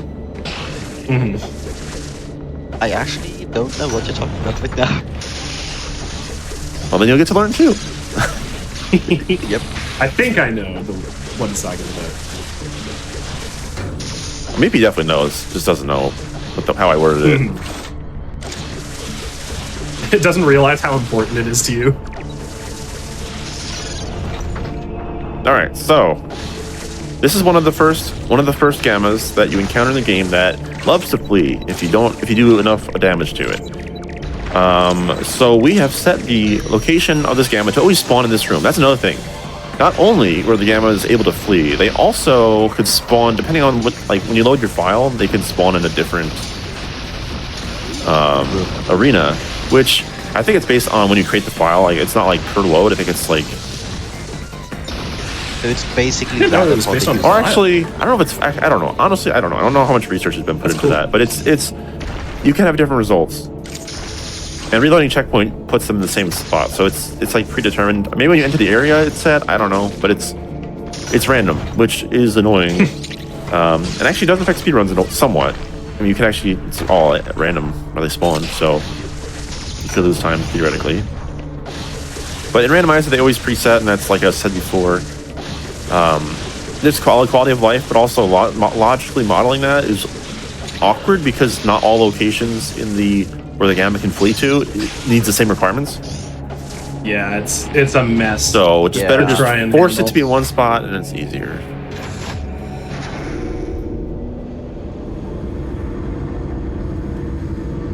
Something that's like also semi-important to keep in mind is that Randomania will probably soon support something like entrance, not something like, but it will probably soon support entrance Rando. And even though it's very unlikely for Samus returns to actually have that implemented due to how it works, it's still, from a logic perspective, always nice to have that option open just in case. Yeah. So Yeah, and a lot of things that will be affected by entrance Rando are affected by transport randomizer as well. yeah, so normally you actually this gamma wow. It's a crumble block to reveal it, but problem also works.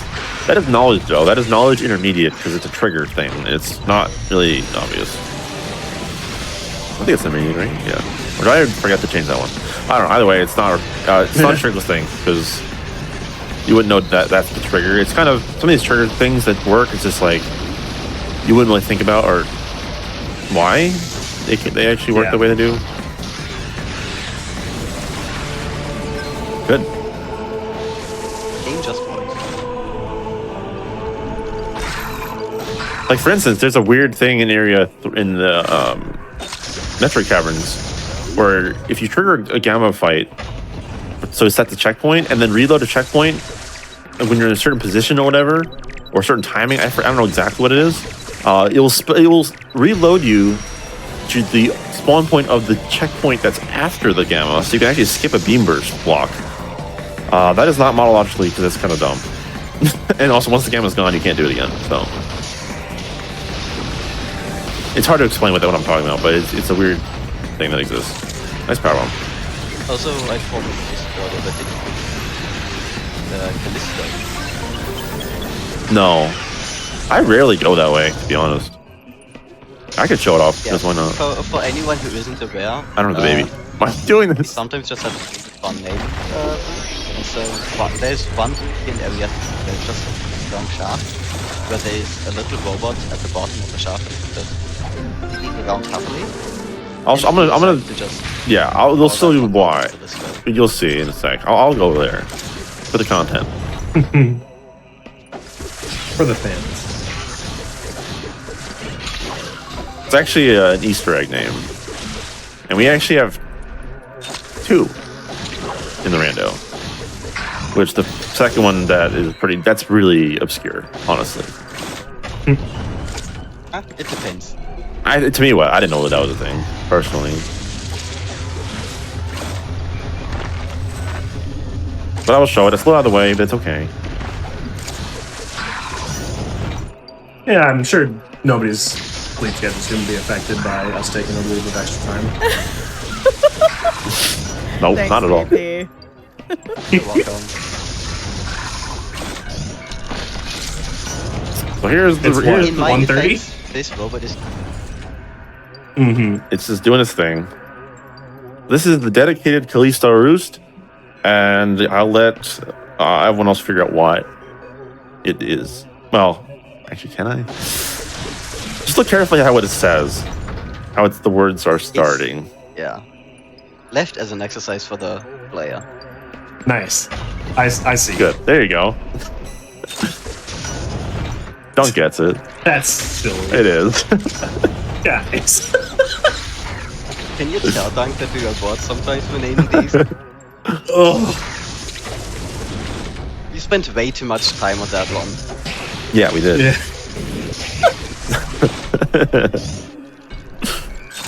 Yeah.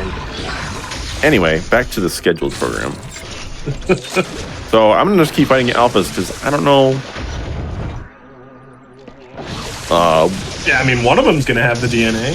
Yeah, and there's still like a bunch of Metroids to go. So plus I got to show up more spreader Find the boosting. band Woo! with the bug, and there's actually no DNA. That'd be interesting. I still don't. I'm happy with how the DNA radar ended up working out for how the seeds play. Yeah, like the goatee of the randomizer is really familiar to like how vanilla works conceptually, and that's always a really nice thing. Because there are some games where you just completely come up with a new goal in order to make the band action work. Yeah, like this is practically like the vanilla goal just expanded to the end instead of basically. per area. Yeah, it's not like Dread where I needed to write a whole thesis on why I had to change the objective. No, I still want to look into other options and making goals that could be interesting. But Yeah. thinking of that part.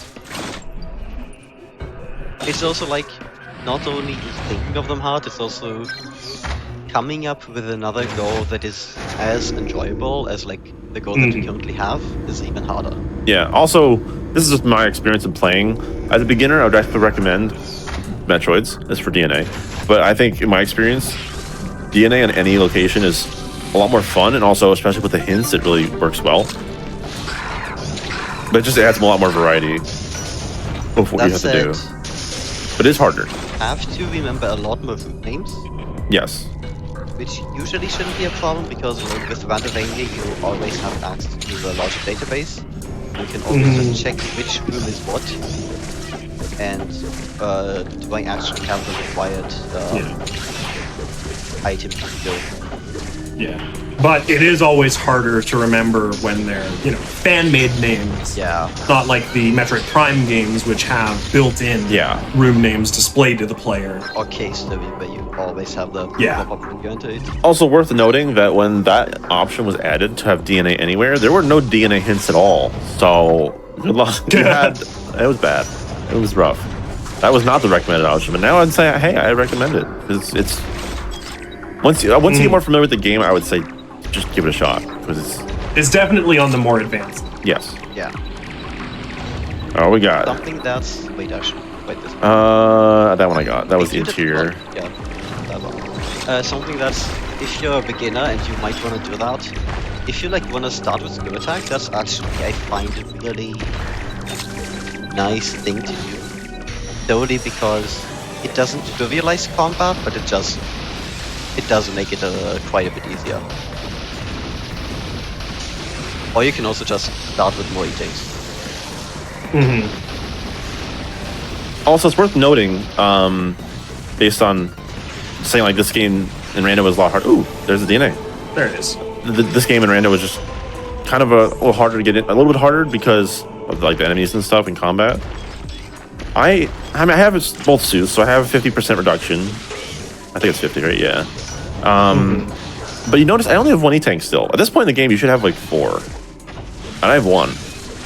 So it's not helping, but I do have lightning armor again. So it's not the end of the... I would encourage starting with more E-tanks if you're... that also works. Or start with lightning armor. That also is a good... Yeah.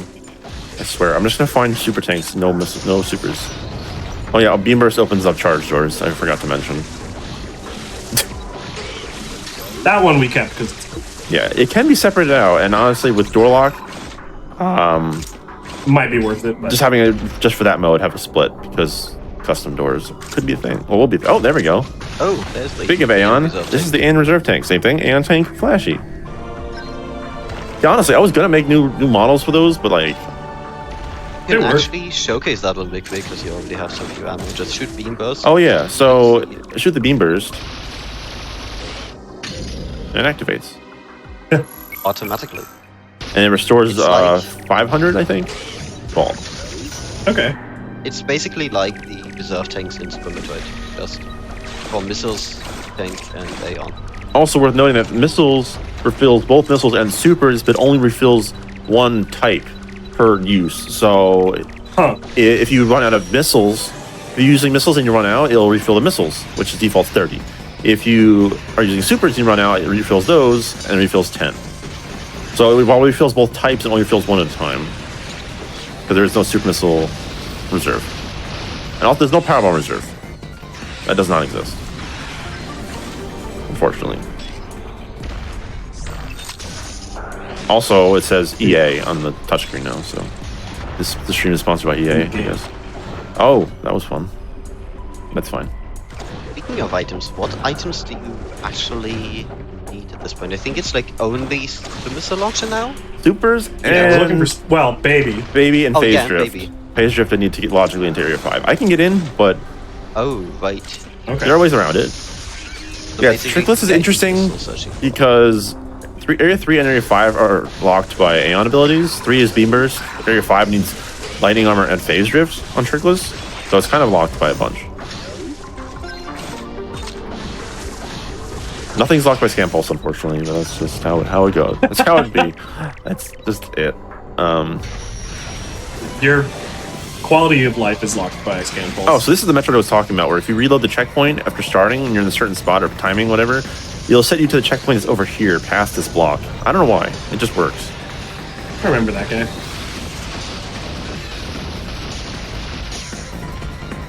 I'm pretty sure I remember watching a run of yours die to that trick. Yeah, I don't know what makes it work. It just does. Also, I did the wrong thing you're not supposed to do, is using all my Beam Burst or Aeon up, so I can't break that unless I get more refill. That's my... I did that in runs. If only you hadn't shown off your reserve. I know. I did that in runs all the time, too. No, Yeah, that's like this is also me one of peaceful. the weird things is that the vanilla game is really linear, and so even if you know the vanilla game inside and out, you still need a lot of... Well, I wouldn't say a lot of practice, but you still need practice actually getting used to the randomizer. Oh, well, there it is. Phase Drift. Okay. And now we have all the Aeon abilities. Phase Drift is one of the weirdest items in Metroid. Oh, yeah. Because you use it, everything slows down except you. It's inverse speed booster, kind of.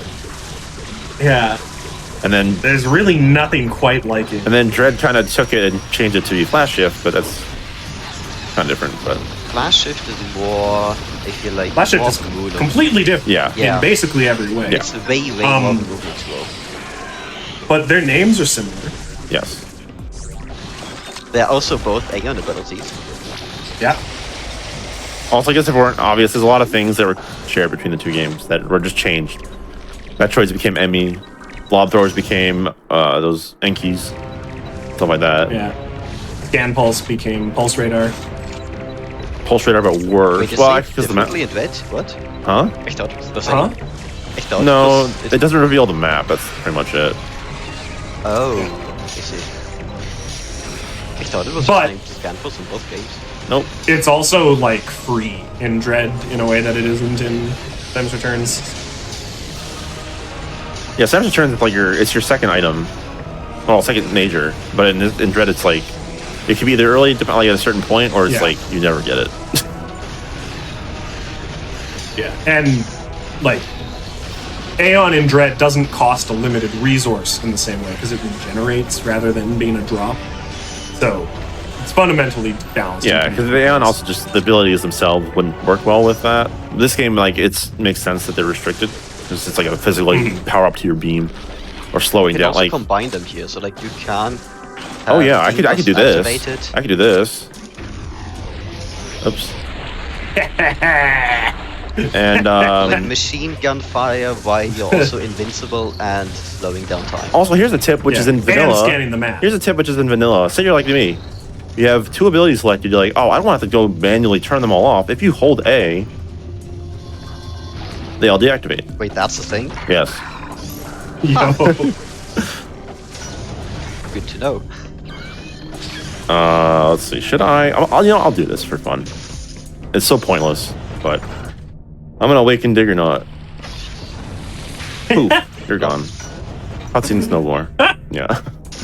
I could have kept the cutscene, but it's funnier this way. Oh, and I guess the important thing I should have mentioned with Aeon, or not Aeon, reserve tanks is wait. Oh, to refill them, you have to use the respective recharge stations. So missile, ammo recharge, energy recharge, or the Aeon orbs, or the ship. That is how you restore their powers, or refill their reserve. Restore the power. That's how you restore their powers. Yeah. Refill their capacity.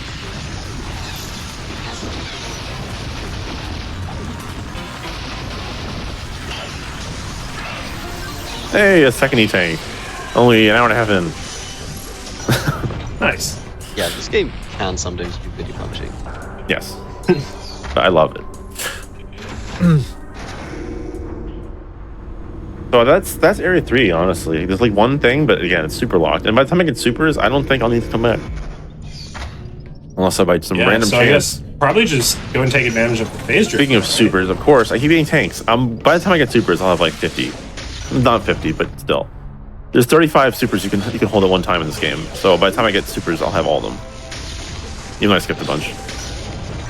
Let's do it this way. Actually, I should have warped. That would have been better. Oh well. It's alright. Showing off that little trick thing. That's part of the precise aiming trick where it's aiming at things that are kind of not intended to be aimed at from certain places, or shooting through walls, depending on where you are. That's one of them. Is that missile shot behind a trick? Yes, it's locked behind Interesting. intermediate. Is it beginner? I think it is.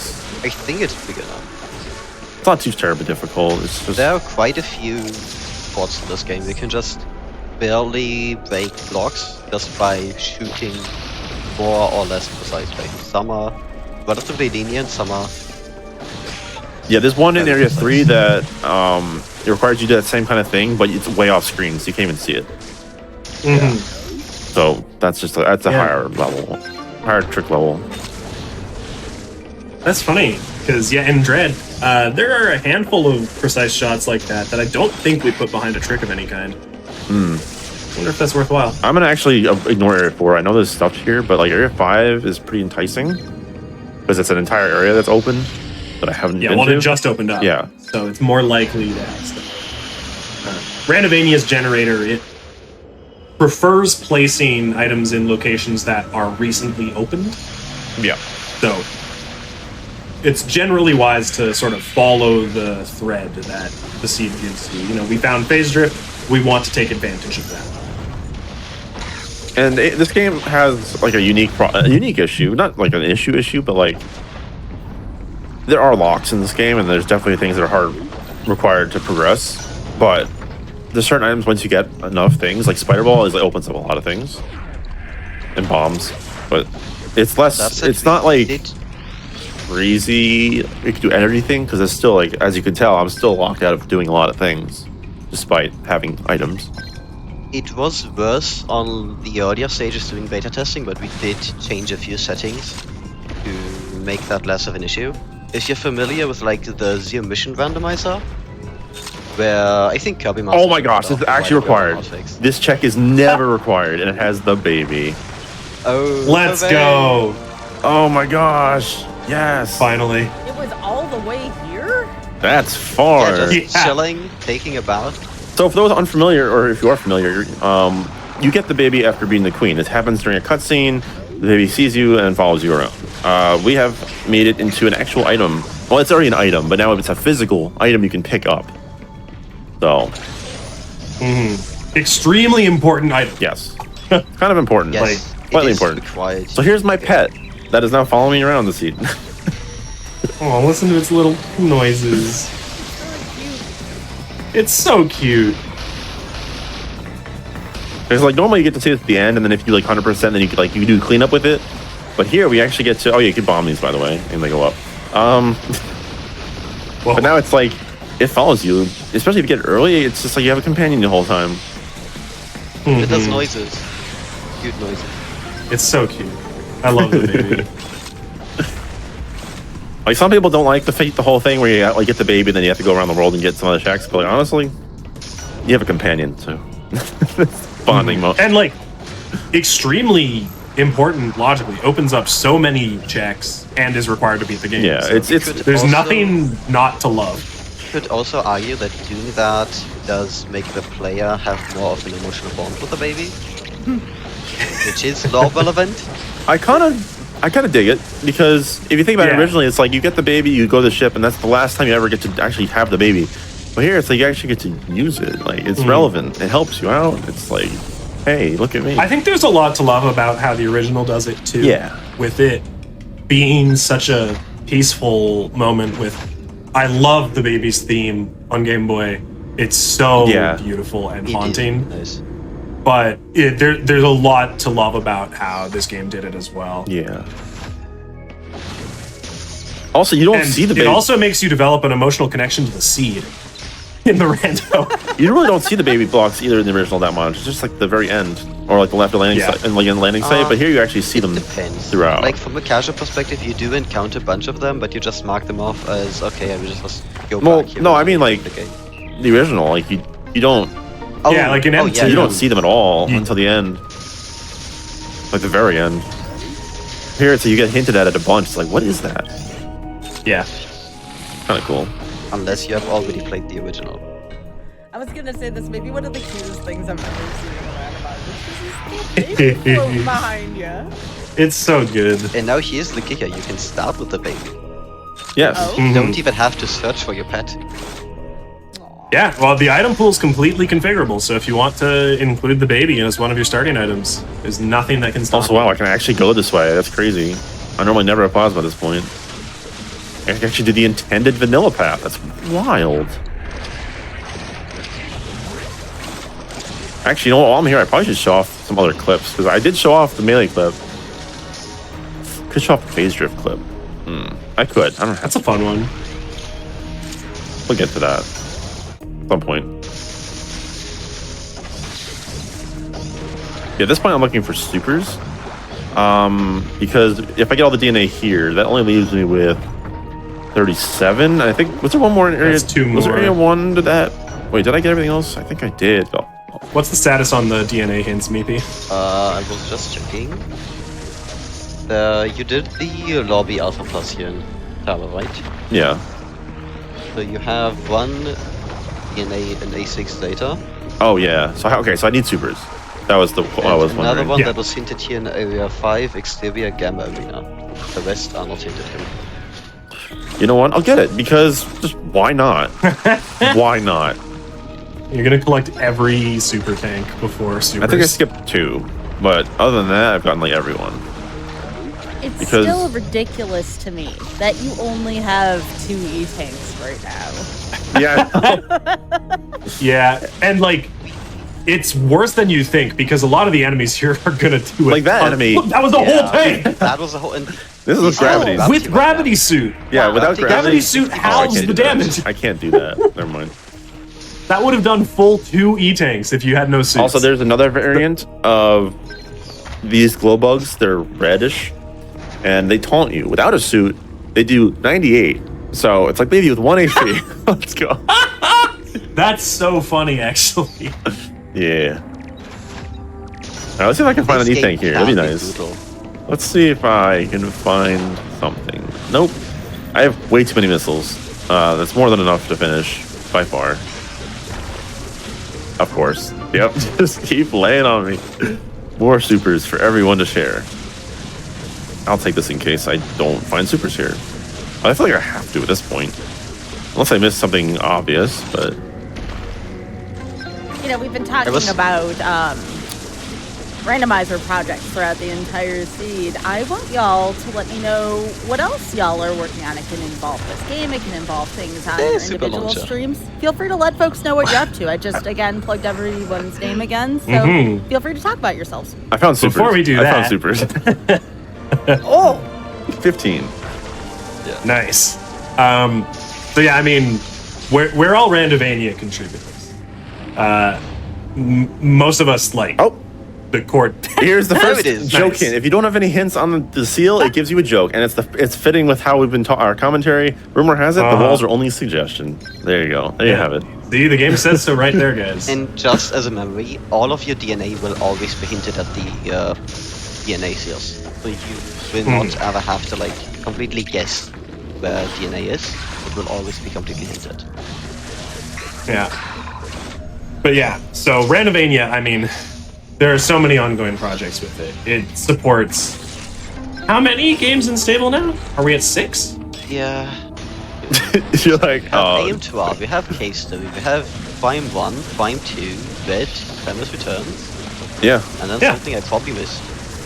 No, that's 6. Oh. And there's a bunch more that's in development. Yeah. So... And those 6 stable games, like, most of us here contribute to several of them, if not all. I've contributed to all except Cave Story in some form. Yeah, you hate me. I get it. I haven't played it. I'm sorry. I haven't played it. It's literally free. I know. Literally free. Incoming comments like, how have you not played Cave Story? It came for free with your copy of Randomania. Yeah. So those games are all supported. There are other games in the works, and you know, we're juggling projects of like, you know, I'm slowly working on an entrance randomizer implementation that multiple games in Randomania will be able to make use of. Meepy has been doing a lot of work on the logic databases for basically every game that doesn't get enough love in Randomania. Not just doesn't get enough love, it's basically, I've looked now at almost every game on the logic database part. Yeah, I haven't seen you doing as much with Prime and Echoes, but I have recently been doing quite else. a few Prime and a few Echoes. My big issue is that I've only played these games like casually. Yeah. So I don't know the rules of them very well, and also I just kind of miss the 2D map visualizer. Yeah, they're harder to work Echoes with. has been my database thing for like a while. I was, you know, around when Randomania was just Echoes, and I was responsible for like a big overhaul of that entire database. That was quite the work. Yeah, Echoes has one of the most mature logic databases in all of Randomania. Yeah. In large part due to DCR's contributions. And yeah, we have quite a few games that we're currently developing, but as Doug Audio pointed out, like the biggest issue is finding people who actually want to work on the game. And so we do have another experimental fusion randomizer that is in the works. We have an experimental Super Metroid randomizer that's in the works. Really, I mean, the one that is in the works is Fusion. Basically, There are other experimental games that are pretty stagnant at the moment, so I don't want to spend too much time talking on them. But yeah, there is a fusion randomizer in the works that I'm not directly involved with, but is going to be for Randomania, completely separate from any other Metro Fusion randomizers you may be familiar with. Yeah, from totally different team. Randomizers, the other one. That And I it's- think Hercules showcased also on Hotfix a while ago. Yeah, but that's an exciting thing that's being worked on. There are other games that people have started work on and expressed interest in, so lots can happen, and all sorts of just improvements made to the general application as well. You know, the entrance rando thing that I was talking about, as well as, you know, there's a big push going on right now to improve the documentation for all of the tricks across the logic databases. We've been adding tooling to do that. There's so much, and we can always use more help. If anyone is at all interested in contributing to any of those games, please check out the Randomania Discord server or open a pull request on GitHub. Any contributions are welcome. You don't There's even so need much to do. Be a developer. Like, we will literally guide you through it if you just want to Yeah. actually help us. Yeah, well, in database work, you don't need to know a lick of code to do. You just need to know the game well enough to be able to help with that. We have a visual logic editor that you do it all in a program. You don't have to type a single line of code to work on the databases. So there's a lot of people that can help out with all sorts of different things, and we always want more contributors. We Right. have a question from the chat that says, do MSR Omegas have the extra damage hitbox on the back? They do not. However, they take more damage once you remove their chest plate. They take more damage than if you just shoot them in the mouth. I don't know the exact numbers, but I know it does more.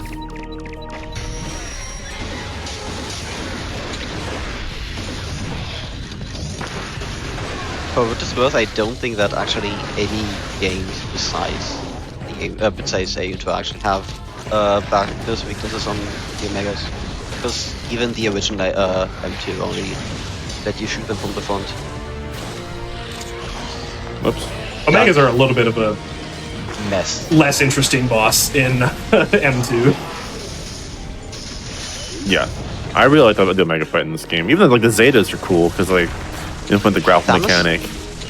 Yeah, Samus Returns did a really good job at making fights enjoyable that you have to do basically 40 times. Yeah. Making them actually feel like they matter as combat encounters, too. Also, this game introduces enhanced variants or stronger variants where it's the same Metroid, but now it has a fire attack and it has more health. So it's the alphas and the gammas, for instance, they drop these electrical balls that you can shoot and refill. The fire variants have more health and they don't do that. So you actually are more restricted on ammo. If you have less low ammo, you probably won't be able to finish. Which Trickless obviously takes into account. It makes sure you have enough ammo for those. Yeah. Something Now, if that you- we wanted to have is have a few health requirements for going to specific areas. Precisely because some enemies can just these glowflies, that's all the name, can just deal an insane amount of damage. The issue with that is that having damage requirements is a really hard computational problem to solve. So Hey, It's my right. proposal from Yeah. yesterday will help with that. we tried it earlier in beta testing, it did not go well at all. I proposed an idea that may make that more feasible in the Yeah. future, but we'll see where that goes. I won't get too into the nitty-gritty of it. Yeah. Yeah. I have thoughts on that, but I'm not going to say it, I guess. It's not relevant to hear right now. Yeah. So what, 2 more DNA now? 2 more One of DNA. them is an A6, and the other, we don't know. I mean, we can rule out several areas for the last Okay, one. Area though, 8 right? can't have it because there's no regular Metroids there. Yeah, it's basically Area 6 or Area 7. Yeah. Okay. So a total of 5 locations. One of them is known to have one. But I still need supers to get there, so... You have supers now. Oh, right. I play this At the game. top of tower. I play this game, I swear. Oh, that hurt. Probably wise to go to 6 then and just hope that both are there. Oh, you could see in action the Aeon reserve tank's finally get refilled. Step on that, and now also boom. do know that you're actually at a safe station. Oh, I know. Oh, yeah. Let's do that. So I'm going to showcase Warp to Start again, but also showcase I think that EP completely didn't understand what I was talking about, which... You were talking about that? Yeah, I was. Ugh. Anyway. Yeah. I knew exactly what it was. Because I talked a lot about the design for how to make this work. And I pulled it off, and Doug was like, whoa, it worked. I was really happy it actually worked. Okay, so in the vanilla game, you can't come back to the landing site with the baby. If you come from the right side, there is a wall that is blocking your way after defeating the queen. That is removed for obvious reasons, just to make it not as restrictive. So if you come here before the baby, and you explore over here, because once you get spider, you can come here even. Yeah. You may notice. When we found that like missile tank over Actually, before I do that, do I need anything else? No, I don't. I'm good. You'll notice these baby blocks, which you'll actually see it for a split second, but the room that it connects to is not real. It's a dead room that just exists. So you'll see it in this with a split second right there, because it has to load the next area. That is a fake room. However, Randomizer, we have connected the two. So this map where you fight Ridley, the end, is actually a separate map. And I assume it's just to save memory because Ridley and the ship and all that nonsense. So if I go, this is the second surface. Yeah, different from the first. But on the map you can't tell, but you could hear because the music's different, and that's just you can only access it from the elevator. But if I go back, now it goes back, and it's a loading screen for that reason, which is really nice. Yeah, the linking the two surface scenarios really opens up a lot and solves a lot of problems that the randomizer had. Now, because usually in order to reach this area, you would have to go to area 6 and then area 7 and then area 8 and then kill the queen, and then finally you would be actually able to reach here. And I guess on one hand you could say doing this made the queen irrelevant, but at the same time it was already relevant most of the time because the requirements to reach the queen are so high. You pretty much need most items on trick list anyway that its chance of being required is 0. Honestly. Yeah. Oh look, another hint. In the year 20X5, the cosmic calendar. Thank you. I appreciate that. And this doesn't allow you to fully do area 5 from your base. Oh, there's Ice Beam. Nice Ice Beam. Awesome. That'll come in handy for... This doesn't allow you to do the whole game in reverse. It just allows you to go to the room right before queen, basically. Yes. However, there is an option that you can enable, which is not enabled by default, which allows you to actually go past the queen. Well, the queen doesn't exist until you kill the larvas, but it gives you the option to actually go that direction and go backwards, which is cool. Because a lot of people probably don't realize it, but there are, I can show it. There are blocks to actually go backwards. Yeah. And critically, I don't think we actually mentioned this. By linking these two halves of the surface, it becomes possible to fight Ridley, the final boss of the game, without going through the whole end game gauntlet of the last several areas and the queen. So, and which is funny because also that's the 30 tank finally. Having the connection like that where it warps you also solves another issue where it's like, okay, now you can access this area early. Oh, that means you can access Ridley early. So this prevents doing that, which we'll get into that in a bit when it becomes relevant at the end, but that also allows us to enforce the requirements for beating the game. Yeah. So otherwise you could just cheese it and be like, oh, I'm going to the end. Bye. Because that's no fun.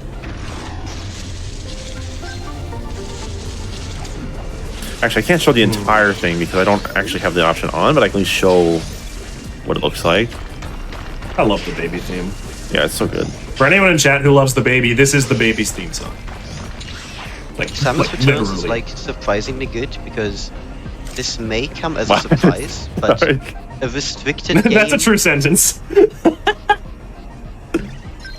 A restricted game is much more interesting for a randomizer than a non-restricted game. Yes.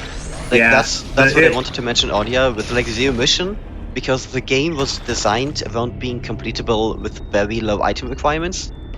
You basically just need bombs in order to finish the randomizer, and that's just not really interesting to play. So here's some of the changes. So here's the wall I was talking about. This is the wall that goes away once you start fighting the queen. There's an option to remove this, and if you go the next room over, you can actually go in the ceiling. There's screw attack blocks. So you can actually go backwards, and if you have ice beam, that's a logical path to go backwards through area 8. It's really cool how it works out. So the item from the queen normally is a cutscene for the baby. That's removed. So now the item for the queen is technically spawns right here. You can say it's inside the egg. And when you beat the queen, that egg breaks. You have the item, and also this DNA seal, I can't use it. It's actually locked by the queen, so it gives incentive to fight the queen, which I like. And if this one can give the most DNA, it can give up to 5 hints. So if you're really desperate, especially for a multi-role setting, fight the queen. Fight the queen if you can. And in particular, if you have more DNA shuffle, that one can be really good. So I like that lock just because it incentivizes the queen. Otherwise, queen's kind of a useless thing. So yeah, that's a good, cool little thing we have. So where am I off to next? I guess we were thinking 6. Yep, right? area 6. So I'm going to take the convenient connection shortcut, and I will warp to 5. Also, I'm going to spider boost because it's fun.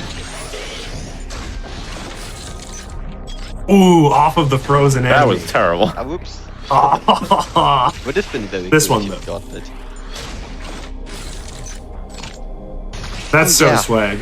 Now that you actually use that, the freezing logic in this game is also sometimes so... Oh, yeah. Let's just say in-depth, because you have so many... you have like 3 ways of freezing enemies. One is to just freeze them normally with a normal ice cream shot and very quickly jump on top of them. One is to fully freeze them with charge beam. One is to fully freeze them with a melee counter. And one is to use phase drift to slow down time to have more of a chance to stand on them. Yeah, it's kind of a mess. So much so that we actually made a template in the database so we can just plop it in wherever it's needed. Because if it's done in one place, it can be done in other places the same way. Yeah. For the most part. Not all. In some cases, that's not true, but most cases, same.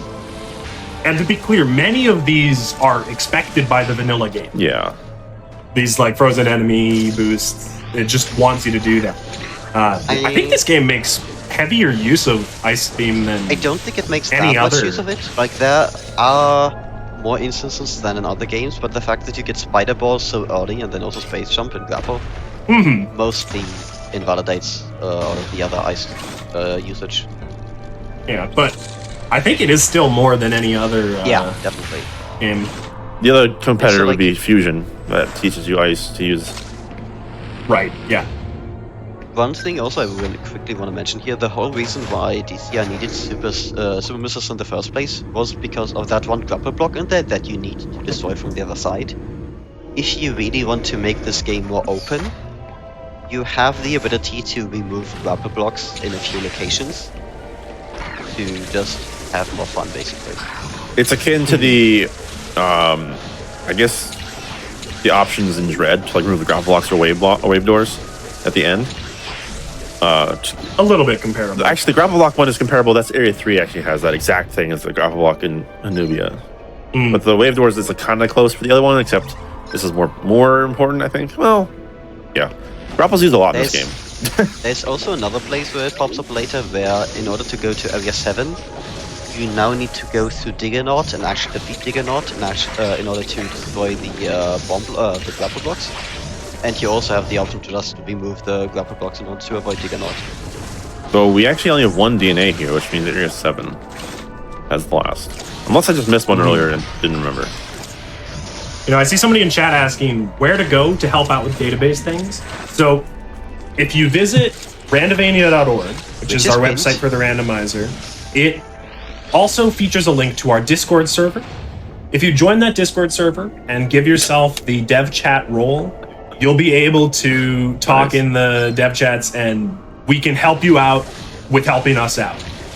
Just say you'd like to contribute to the databases and we will tell you everything you need to know. So randovania.org, pin message in the chat, and join the Discord server linked on that page. So I want to say I love that DNA hint, or baby hint.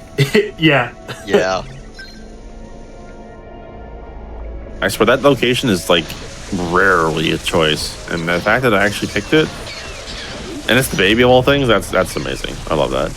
Yeah, beautiful. I can see why this was picked.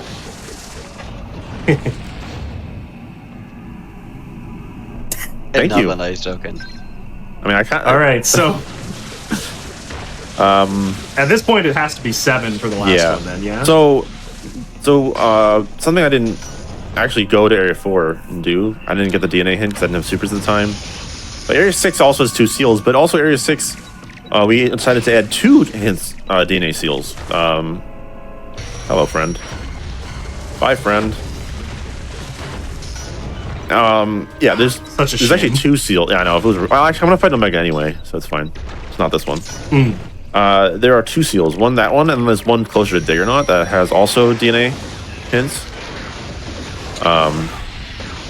So I'll check that one on the way. But you will see Diggernaut regardless, unless I just forgot a hint somewhere and just forgot.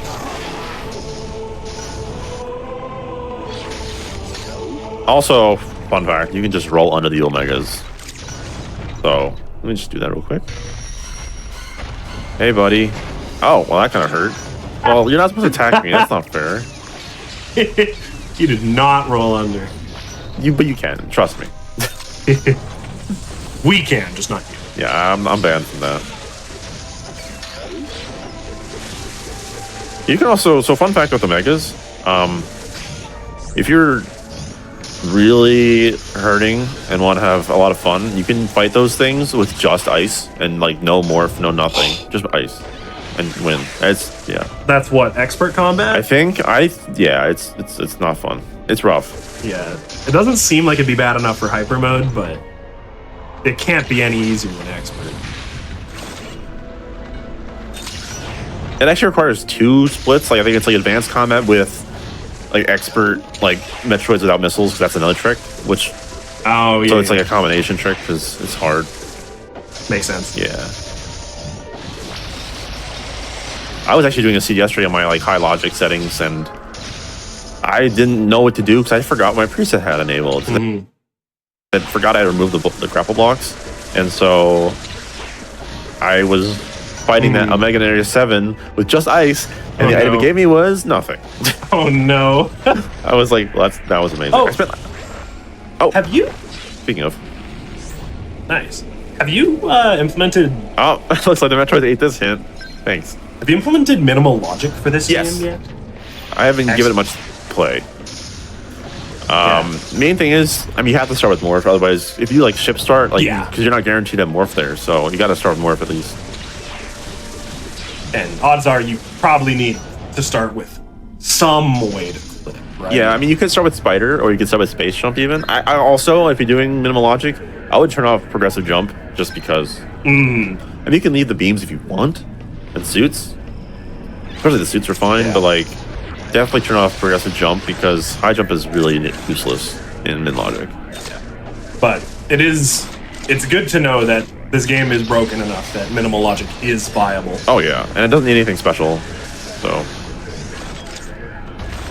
Okay, so we're coming up on Diggernaut, which, as Meepy said, since the start preset doesn't have those blocks removed, we actually need to fight to progress. So bombs are hard required if you have to go to Area 7 or 8. Not always. Most chances, yes. And also, you'll notice I have 6 power bombs. But not anymore. But I morph. Oh, they're gone. I think the game cheated. So there is a vanilla fun feature which can only be possible with out of bounds, where you can actually collect the power bombs that it gives you from below the arena. Because if you enter the collision of this room, and you haven't actually entered the door to hit the cutscene, power bombs are just there. They're just sitting in the middle of the room. You gotta grab them from out of bounds carefully. You can't actually land inbounds, otherwise you're soft locked. You grab them from out of bounds, then fall, and then you can have power bombs, and then you can actually enter the fight. And if you use power bombs on the boss, it just immediately crumples and disappears. But you don't get the item, so it's kind of bad. And I didn't really want to. We didn't really want to have another quick kill because that's kind of not really fun. And we tried looking into a way to actually disable the powerbomb weakness. There are things in the actor files that say like weak to powerbombs, so it gets set to false, or a bunch of the actors and stuff, and like it just didn't work. So I don't know what is actually controlling it from happening. So the next best thing is let's just disable your power. Let's just store your powerbomb value and then return it when you're done. And it works. Yeah. So Diggernaut confiscates your power bombs. That's where he gets his own from, I'm pretty sure. Yeah. So actually, that is how it works. Actually, so it makes sense lore-wise. Yeah. Oh yeah, I got stuck on this boss for a long time. So the thing with this boss is it's very choreographed. You can, once you know what it does the same things over and over again. This phase. Then you have to do the same thing. This phase is random. Like you can decide to do this attack twice. It's like, or some attacks twice. It's whatever. With Space Jump, this fight's not too bad. Without Space Jump, yeah. I had to do this fight with just bombs and Spider. That was rough. You know what? I don't think I realized I could use Spider Ball in that attack for a long time. Oh yeah. I remember that making things difficult. Also, it's worth noting that first phase where it does the bombs, or like the sucking in, you can just get sucked in and then take damage, and it ends the phase. Like it doesn't have to happen. It's just you need a bunch of E-tanks, especially if you're suitless. So it's not really worth it. Give me that. Somebody asking in chat, you must have missed the explanation. No, power bombs kill Diggernaut instantly, and don't give you the item, which is why we take your power bombs away. You are not allowed to use them in that fight. Yeah, they don't give you the item, and also the doors haven't spawned, because when you're actually in the fight, like the left door is deactivated. I don't know. I guess it's a memory thing. I don't know. It's weird. And if you do that, the door doesn't respawn. So it's kind of it's just a catch-all, and it honestly works. It's fine. Speaking of memory things, did you talk about the low poly gravity suit model yet? Oh no, I didn't. So, by the time you can access Diggernaut or the Queen or Ridley, you're supposed to have gravity. So, to save on memory, they added low poly models of gravity suit. You can really tell it's low poly because it's very pointed. And it's only active during the fight. When you die or reload, it actually, yeah, I think it's supposed to, but I think how we change things, it messes with that. Anyway, it resets. So if you enter those fights without the suit, without gravity, so power suit or fire suit, if you enter those suits, then Samus is invisible except for the arm cannon, because they never actually made a suit, low poly non-gravity suit, because why would you? So it tries to load a non-poly or low poly version of this either suit, which doesn't exist. So yeah, you're just invisible. That's so funny. So we changed that, so now if you have gravity suit, it's low poly. If you don't have gravity, then it just shows the suit. You should recolor the low poly gravity for the other suits. I mean, honestly, you know what? Hey, Meepy, do you want to make that an issue? Sure. Wait. Define issue. Wait. Like opening an issue on our tracker. Yeah, not like an actual bug issue. Just like the to-do list for later. Gotcha. This is our typical workflow. DCR identifies a problem. I jokingly suggest a solution. DCR thinks it's actually a good idea, and then Meepy opens the issue on our issue tracker so that somebody actually gets around to trying it at some point. So that's a microcosm of the development cycle of a lot of things in Random Mania. Also, for those unaware, you can lay power bombs to remove the shield. That's also, I love these fights, especially if you combine missiles and supers. Just alternate between the two. Also, in this fight, it's better to not use Beam Burst. Like, Beam Burst is actually worse. Also, fun fact: Beam Burst with Plasma is nerfed on the Omegas, but not with Phaser. That makes sense. Yeah, it's like that thing that was, but we haven't fixed that. Because I mean, I should say that makes sense to me, because that is a thing that Mercury Steam does all the time. Yeah, where they'll nerf like a specific higher level beam that you're expected to have, and not the lower level ones. That'll come up again for Ridley later. We can mention it. Also, yeah, Omegas are really fun to fight if you have the right ammo. Like, if you have the amount of supers, like, you don't even need to worry about having, like, tricklessly you need space jump for these fights. But also, if you have enough supers, you can just just annihilate them. You can just be awesome instead. Yeah. Here's a spot where you're expected to use this ability that the game never teaches you in any capacity. Except you don't have to go that way. No, but to go that way, you're expected. Yeah. Also, this is a fun little thing that if you're in this section, these couple rooms over here, and you haven't killed all the Omegas, it plays the Area 1 theme. I don't know why. They, for some reason, coded that. Which I think maybe just like a tranquility thing, like, oh, it's like the calm before the storm, like, let's do this type deal, like I don't know, kind of cool. I dig it. I like it. Anyway, Powerbomb.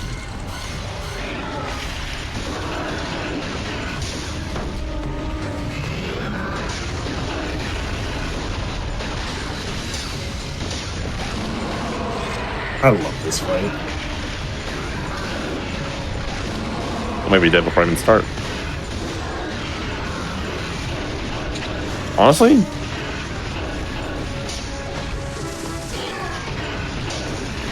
I love the way the baby looks like it's dodging the attacks. also, I learned the other day that you can melee these rocks to break them. I did not know you could do that. I thought you needed to shoot at them. Standing melee. That's interesting. Oh, it was one missile away. Hey, there it is. Also, when you get a DNA, a little pop-up, it says you collect the DNA, and you can fight Ridley in Surface West. Now, this actually changes depending on what you have. If you don't have the baby at this time, it says you have all the DNA, continue searching for the baby, which is cool. That was the thing I thought of. And so you'll make it a little, like, it know what to do still. It actually means I'm going to refill my supers just for this, because this is actually the end. Yeah, this is just on our way to the final boss now. Anything else we missed I suppose while you're to mention? While you're on your way back, I'll touch on what I was talking about with the vulnerabilities in the vanilla game. Ridley, he's extremely resistant to plasma, which is the final beam upgrade. Like, what's the multiplier? 0.2? Yeah. So it does. Well, it does a fifth of the normal damage. Yeah.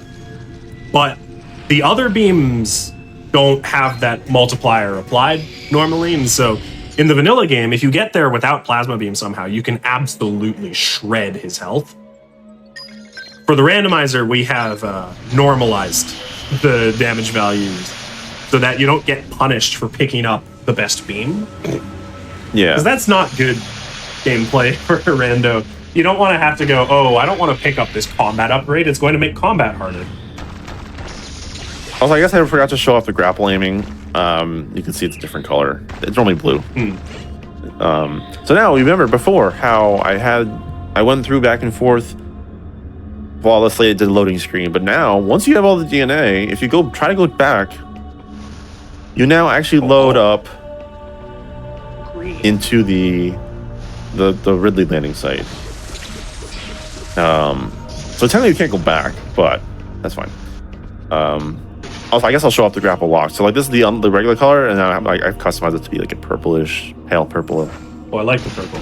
Oh, you can customize that. I'm gonna look into more cosmetics down the line, like the suit that was mentioned.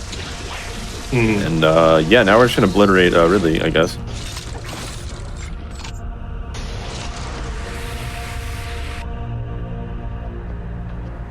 There he is. Also, spamming beam burst and supers just annihilates. Yeah. So we're coming up on time here. Yep, he's just about to ask about that. Yep. Baby's just watching there in the background. Also, fun fact, during this fight, the baby uses a different model. Or like it's a bigger model. Huh. Baby's helping. Oh yeah, definitely. Like you can see how much bigger it is now compared to Samus. It's big, yeah. Yeah, it's a different model entirely. It's growing up. I think it's because that's lore. Yeah. No, I think it's because of the zoomed out fight, they want you to actually see the babies. Yeah, no, that's lore. It's growing up. That, or it just sucked up Let's the energy go. from Woodley. Oh, hey, it's Ridley, by the way. If you were noticing. Oh, look, the on a bar refilling. Let's go. Nice pause there. That was good. The Ridley's here. That's a difference from the original Metroid 2, and that's because it falls into the lore a little bit better. It's like, hey, because also the Prime games take place before this too, so it's like you can see Ridley's still like kind of metallic, so it's like recovering, and then it's like, oh, hey, the baby, I'm gonna go steal it and bring it, and then, but obviously it doesn't work because Yeah. Samus has other plans. And then, let's not spoil Super Metroid. I know, I can't. I'm sure nobody in chat has played it. So technically, there's this counter sequence. I'm gonna play it out. I could skip it. I want to play it out. Oh, you got to do it for the fans. Yeah. So this is the end of the sea. Once Ridley is dead, I'll say time and time. And that's Woo! GG. GG. Nice run. yeah. Yeah. That was a cool scene. That was a half-hour underestimate. Yeah, that was Nice. pretty good. It wasn't 220 hours, but Close. honestly, I might as well just keep the cutscenes going for the sake of this. I don't Yeah, know. because there's still a few things to showcase here after Ridley is dead. Sure. And it's important to us to let the credits roll, of course. Yeah. I'm a firm believer in giving credit where it is due, including to the original devs. Well, speaking of giving credit where it's due, are there any kind of shout-outs or anything y'all would like to talk about? We still got time. Oh yeah. Massive shout out. Well, first and foremost, Dark Zero, Randomizer developer, head developer. I'm pressing spacebar a million times. Was a big contributor to the early stages of this You'll game. see And it also, in the credits here too. In a oh, second. actually, I'll wait till the credits. Hold on. Let's just one step back. So this is custom. It's me. But massive shout outs to those guys. Thanatos. We talked about a bunch. Huge developer in the big reason why this is even here today. Dark Zero, like I said, Randomizer developer, main developer. Yeah. Just great. Helped a lot early on with Randomizer. Well, wow. With this randomizer, also, there's so much going on. The credits also say the locations. Yeah, is there anything we missed? I think it was just the missiles. I didn't see the missile reserve. Pretty sure, yeah. I think you got everything else. And I saw Spring Ball, so let's just check. Yeah. It's just that missile reserve. And then I'll but yeah. continue my shoutouts. Also, both suits in Area 4, that was good. Yeah, basically right after another. Also, that bomb location, that was cool.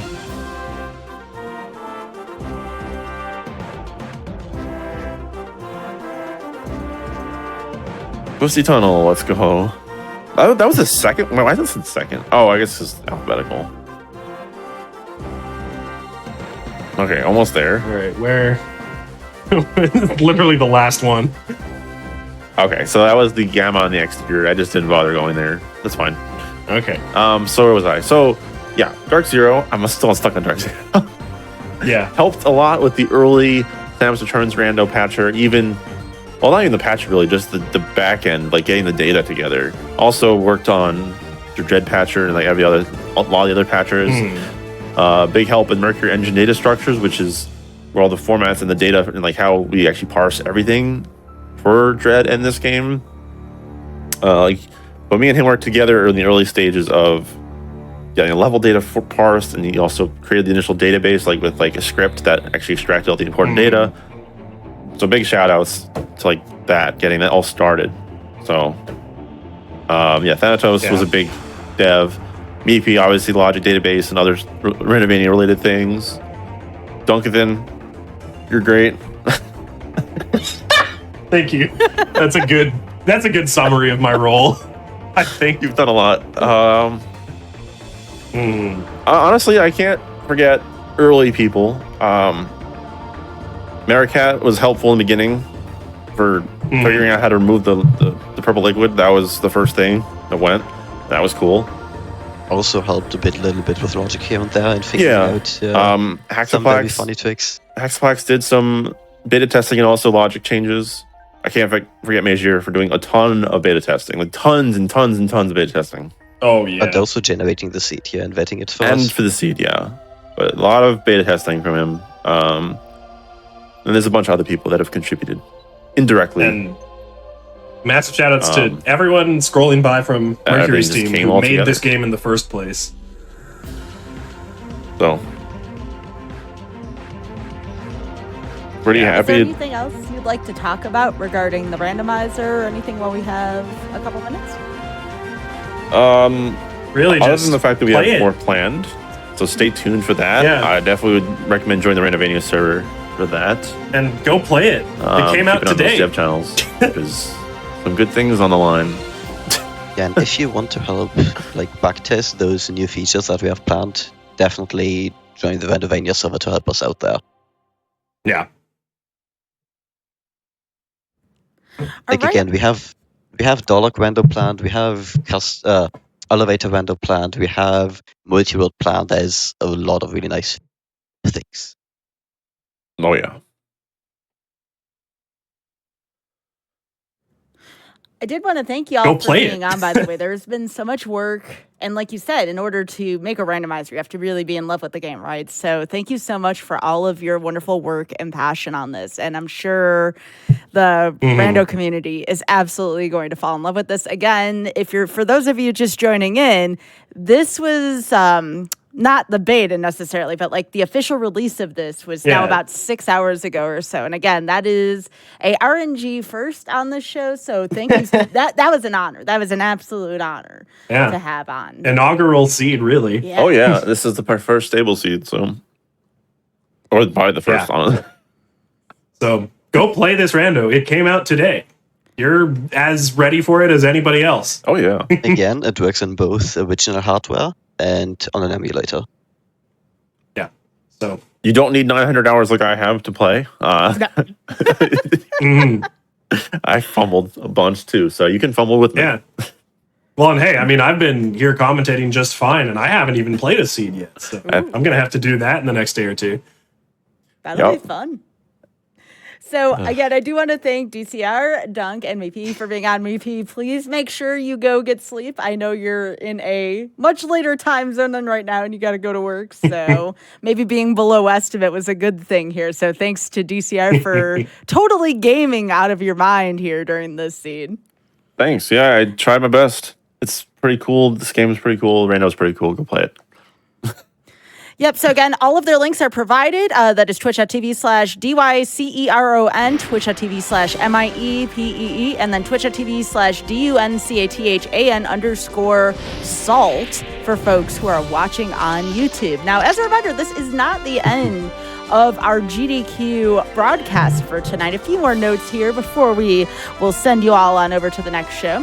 Sonic and the Sidekicks is coming June 1st and 2nd. If you speedrun a game with any of Sonic's friends, use !Sonic for more info. And if you've missed out on any of our shows or events, be sure to check out VODs on youtube.com/GamesDoneQuick. Your subs, Prime Gaming subs, gift subs, and bits shared on the GDQ Twitch channel help support Games Done Quick Hotfix. If you enjoy watching speedruns, consider subscribing to the channel. And of course, if you are, speaking of YouTube, watching on YouTube, be sure to press the like button on this video and subscribe to the channel. And with that being said, I am Skybills for GDQ Hotfix, Random Number Generation. Stay tuned for Time Capsule. Coming up next, take it away, Tippy.